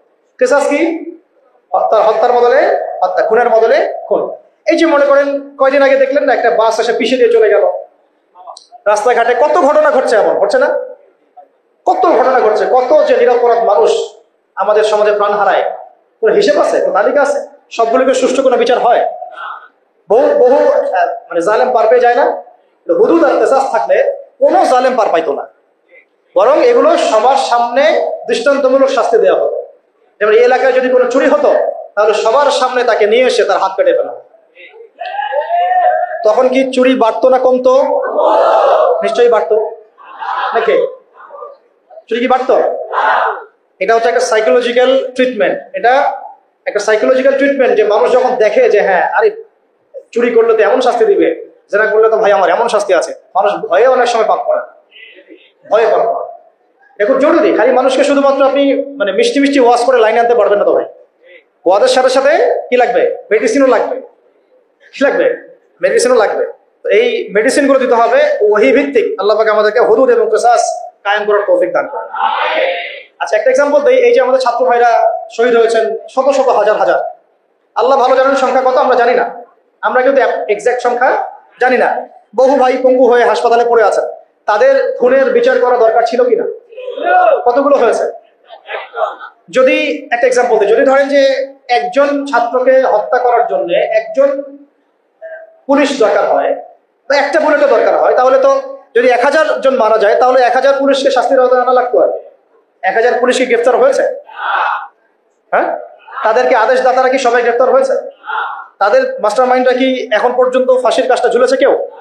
তো এই যে ইসলামী হুদুদ এবং কিসাস থাকলে এতদিন পর্যন্ত সবার আগে যে কাজটা হতো, এটা যদি তথাকথিত এই যে ডেমোক্রেটিক বিপ্লব না হয়ে যদি এটা হতো ইসলামিক কোন রেভলিউশন, তাহলে সবার আগে বিচার হতো খুনের, হত্যার বিচার। সবার আগে এই কাতিলদের কিসাস করা হতো। কিন্তু এটা কিন্তু হয় নাই, বিকজ এটা ইসলামিক মুভমেন্ট হয় নাই, এটা ইসলামিক কোন রেভলিউশন হয় নাই। যাই হোক, যা হয়েছে হয়েছে, যা হয়েছে হয়েছে। এখন আমরা চেষ্টা করব যেন জালেম আবার ফিরে না আসে এবং মাজলুম যেন কখনো আবার নির্যাতিত না হয়, আর আস্তে আস্তে যেন আমরা ইসলামিক রাষ্ট্র ব্যবস্থা দিকে যেতে পারি। কারণ আমরা জানি যে একদিনে আমরা যেতে পারবো না। একদিনে কি পারবো? আলোচনাগুলো তো ওঠা উচিত, সবার জানা উচিত, সচেতনতা তৈরি করা উচিত। আজ হোক আর কাল হোক ইনশাল্লাহ হবেই হবে। এটা কিন্তু আপনার কত নম্বর বললাম? 13 নম্বর। 14 নম্বর। 15 নম্বর হচ্ছে, এটা খুব জরুরি পয়েন্ট, প্রত্যেকটা ডিপার্টমেন্টে, হোক প্রশাসন, হোক ব্যাংকিং সিস্টেম, হোক ইকোনমিক্স, হোক রাজনীতিবিদদের মধ্যে, হোক আপনার প্রিন্ট মিডিয়া, ইলেকট্রনিক মিডিয়ায়, প্রতিটা ডিপার্টমেন্টে যত ভারতীয় দালাল আছে, বিজাতীয় দালাল আছে, বিজাতীয় দোসর আছে, এদেরকে আপনি চিহ্নিত করে শাস্তির আওতায় আনতে পারবেন না যদি আপনি ইসলামিক রাষ্ট্র ব্যবস্থার দিকে না যান। যতই চেষ্টা করেন ফাঁক ফোকর দিয়ে তারা বের হয়ে যাবে, ইসলামিক রাষ্ট্র ব্যবস্থার মধ্যে নাই। তো তারা এখানে ফাঁক ফোকর খুঁজবে, পেয়েও যাবে, পার পেয়েও যেতে পারে। যেমনটা বিগত সময় হয়েছে না? বিগত সময় তো অনেক অপরাধী পার পেয়ে যায় নাই, গিয়েছে। সবার কি বিচার হয়েছে? হয় নাই। আল্লাহ পাক আমাদেরকে বোঝার তৌফিক দান করেন। 16 নম্বর হচ্ছে, এটা যদি একবার বলেছি আবার রিপিট হচ্ছে, যে গরিব মানুষের অধিকার নিশ্চিত করা যাবে, গরিবের অধিকার নিশ্চিত করা যাবে ইনশাআল্লাহ। শুধু গরিব না, জন্তু জানোয়ারের অধিকার পর্যন্ত নিশ্চিত করা যাবে, পশু পাখি জন্তু জানোয়ারের অধিকার পর্যন্ত নিশ্চিত করা যাবে ইনশাআল্লাহ। ওমর রাদিয়াল্লাহু আনহু বলতেন যে আমি ভয় পাই যে আমার রাষ্ট্রে বা আমার রাজ্যে যদি ওই ইরাকের, সুদূর ইরাকের ফোরাত নদীর তীরে কোনো ছাগলের বাচ্চাও যদি না খেয়ে মারা যায়, আমি ভয় পাই যে আল্লাহ পাক সেই জন্য আমাকে জবাবদিহি করাবেন। এটা ছিল ইসলামী খেলাফ। এটা ছিল কি? ইসলামী খেলাফ। এই জবাবদিহিতা অন্য কোন গভর্নমেন্ট দিয়েছে বিশ্বের বুকে? ওমর রাদিয়াল্লাহু আনহু বললেন যে এটা আমার, আর এটা আমার ছেলে আব্দুল্লাহ, তার অংশটুকু নিয়ে আমি কাপড় বানিয়েছি। এইরকম ইনসাফ, এইরকম ন্যায় বিচার, এরকম জবাবদিহিতা কোন রাষ্ট্র ব্যবস্থা আছে? ইসলামী রাষ্ট্র ব্যবস্থা ছাড়া কোথাও আছে? এইগুলো আমরা নিশ্চিত করতে পারতাম গরিবের অধিকার যদি আমরা ইসলামী রাষ্ট্রের দিকে যেতে পারতাম। 17 হচ্ছে খুব জরুরি পয়েন্ট, এটা আমাদের ওলামায়ে কেরাম বুঝবেন আর কি। জরুরি পয়েন্ট হচ্ছে যে বিধর্মীদের কথা বলছি না, মুসলিমদের কথা বলছি। মুসলিমদের ধর্মীয় যে আমল, আকীদা, উসুল, মানহাজ, এই যে বিষয়গুলো আমাদের মধ্যে আছে, এখানে উদ্দেশ্য প্রণীতভাবে বহু ইখতিলাফ ঢুকিয়ে দেওয়া হয়েছে।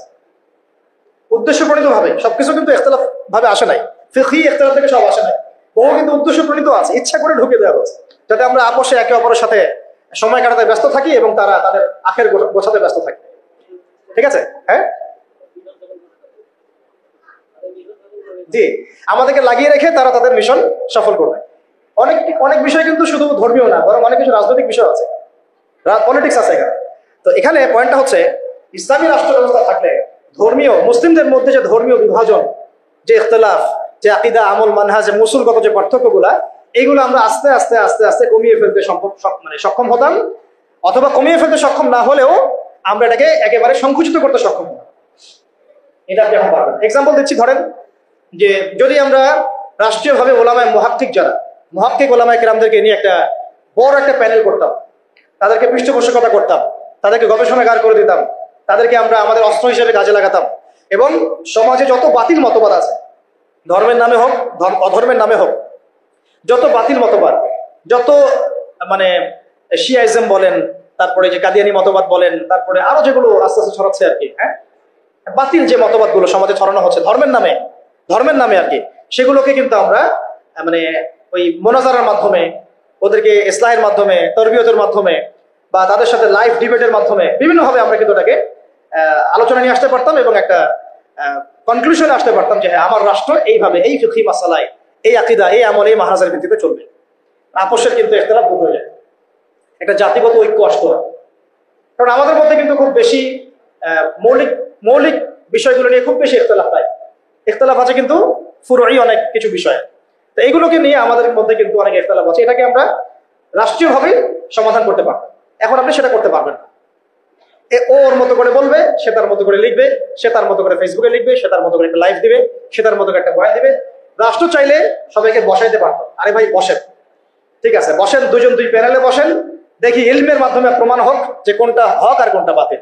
যেটা বাতিল প্রমাণিত হবে সেটা আমার রাষ্ট্র থেকে আমি উচ্ছেদ করে রেখে দেবো, শেষ। যেটা বাতিল প্রমাণিত হবে তারা রাষ্ট্রের মধ্যে এইভাবে আর এটা মতবাদ প্রচার করতে পারবে না। যারা হক প্রমাণিত হবে তারা মতবাদ প্রমাণিত হবে। আর এখানে তো যাদের মধ্যে সাহিবুল ইলম যারা, তারা তো এটাকে গ্রহণ করে নেবেন, কারণ তারা তো জানেন যে তারা হক, তারা জানেন তারা হক, তারা বুঝেন তারা হক। এই হকটাকে প্রচার করার প্ল্যাটফর্ম দিতাম আমরা, যে আপনারা এই প্ল্যাটফর্মে হক প্রচার করেন। ওর আস্তে আস্তে জনগণের মধ্যে আকীদা, আমল, মানহাজ সব ইখতিলাফগুলো দূর হয়ে যায়। সব দূর না হলেও অ্যাটলিস্ট এটাকে কমায় ফেলা সম্ভব হতো এবং সংকুচিত করা তো অবশ্যই সম্ভব হতো, কিন্তু এটা আপনি এখন আর করতে পারবেন। যে ইসলামিক রাষ্ট্র ব্যবস্থা আমাদের মধ্যে নাই। আচ্ছা 17 হয়েছে না? 18। আচ্ছা ধৈর্য আছে না শেষ? 18 হচ্ছে ইসলামী রাষ্ট্র ব্যবস্থা থাকলে আমরা বিধর্মী অমুসলিমদের মাঝে ব্যাপক দাওয়াতের কাজ করতে পারতাম রাষ্ট্রীয় উদ্যোগেই, এবং এতে করে তারাও ইসলামের দিকে আসার একটা সুযোগ পেত। আল্লাহর বান্দাদেরকে আমরা জাহান্নাম থেকে জান্নাতের পথে আনতে পারতাম। কিন্তু এখন আপনি সেটা পারছেন না, বরং তারা আপনার ঘরে এসে দাওয়াত দিচ্ছে, মানুষ মুসলিমকে অমুসলিম বানাচ্ছে। তাই না বিষয়টা? 19 হচ্ছে আমরা ইসলামী রাষ্ট্র কাঠামো পেলে মদিনা রাষ্ট্রের আদলে একটা মুনাওয়ার, একটা আলোকিত রাষ্ট্র গঠন করতে পারতাম, যেটা ইসলামী রাষ্ট্র ব্যবস্থা ছাড়া কখনোই সম্ভব হবে না। তো মদিনা রাষ্ট্র কি, এটা নিয়ে তো আলোচনা এসেছে, এটা আর আলোচনা করছি না। এটা কত হলো? 19। 20 নম্বর হচ্ছে যে মুসলিমদের তরুণ মুসলিম যারা, আমাদের তরুণ যে মুসলিমরা আছেন, তরুণ তরুণী, আমাদের শিক্ষিত সমাজ, সবার প্রতিভাগুলোকে আমরা কাজে লাগাতে পারতাম। আমরা কিন্তু এখন সেটা পাচ্ছি না।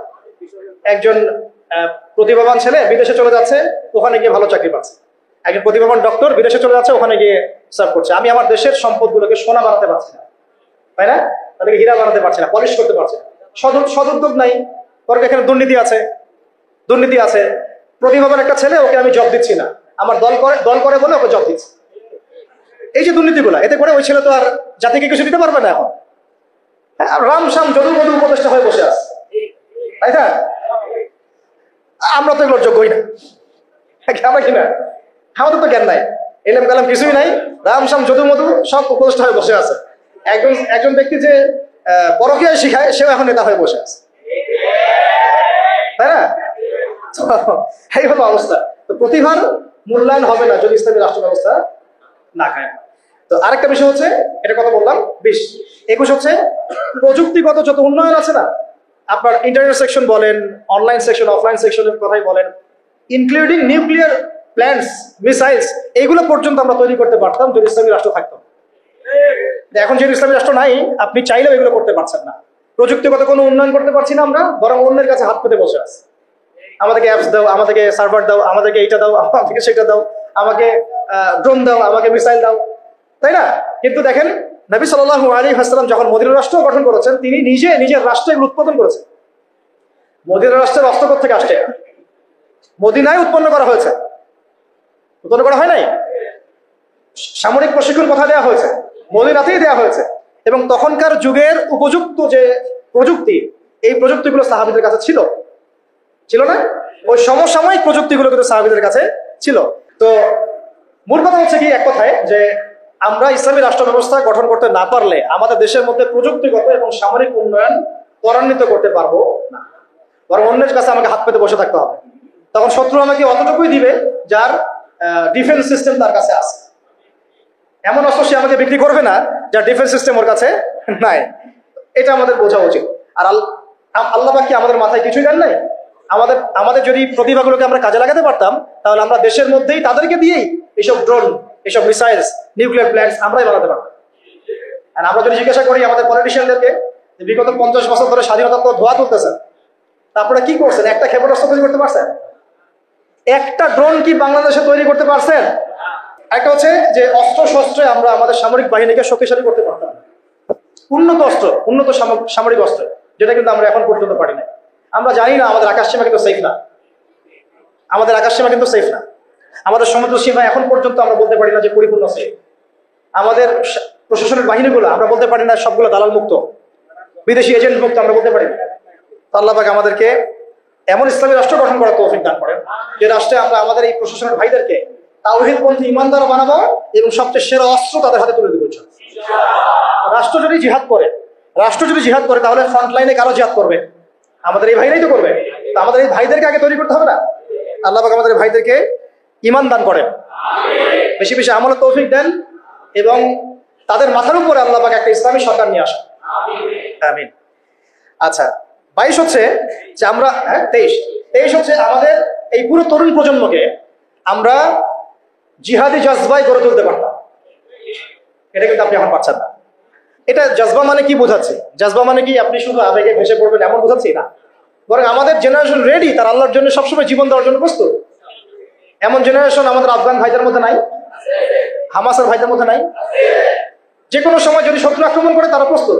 এখন আপনারাই বলে তো দেখি যারা ভয় দেখাচ্ছে চট্টগ্রাম কেটে ফেলবো, ফেনী নিয়ে নিব, এই করব সেই করব, হাসেন না।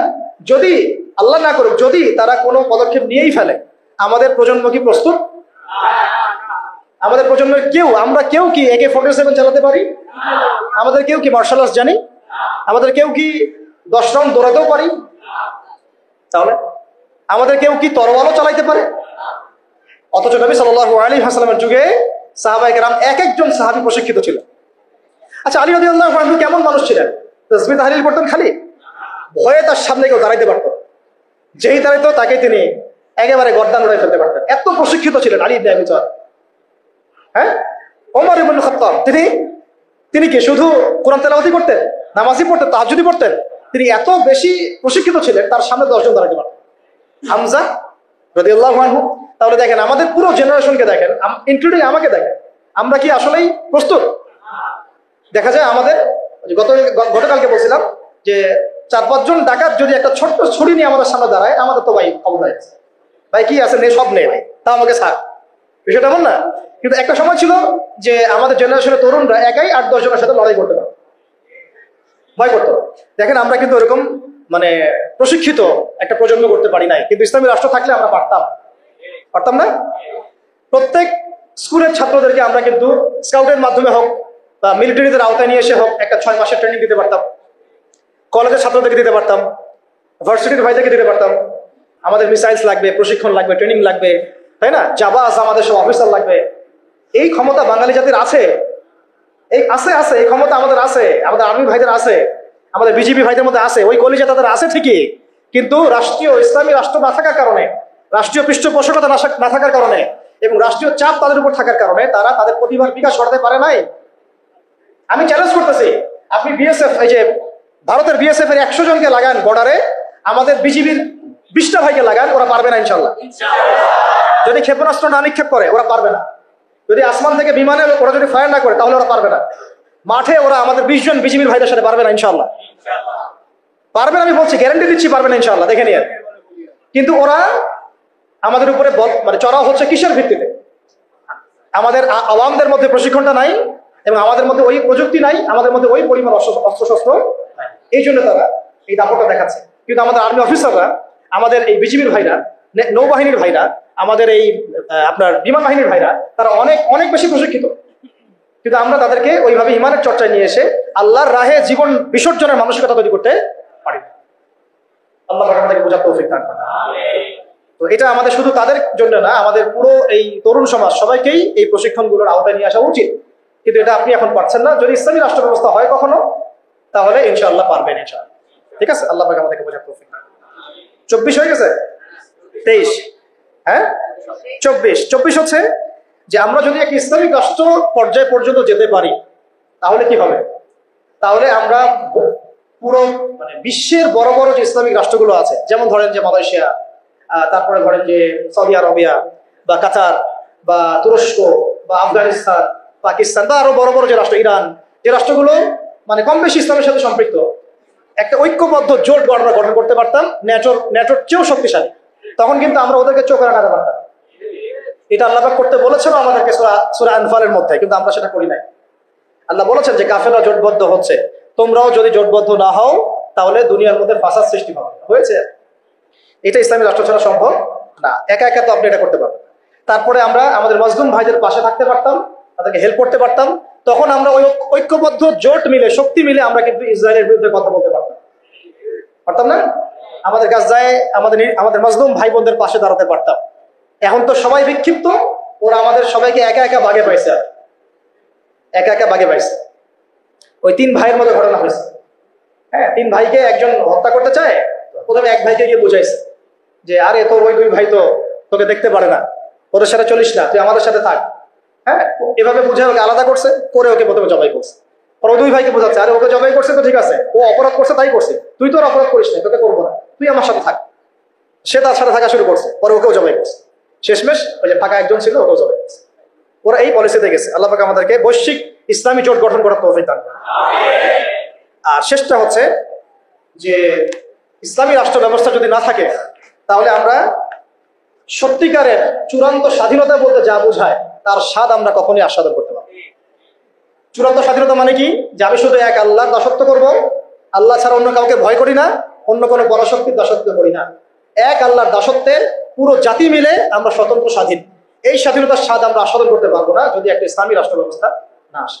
আল্লাহ পাক আমাদের সবাইকে চূড়ান্ত স্বাধীনতা অর্জন করার তৌফিক দান করেন।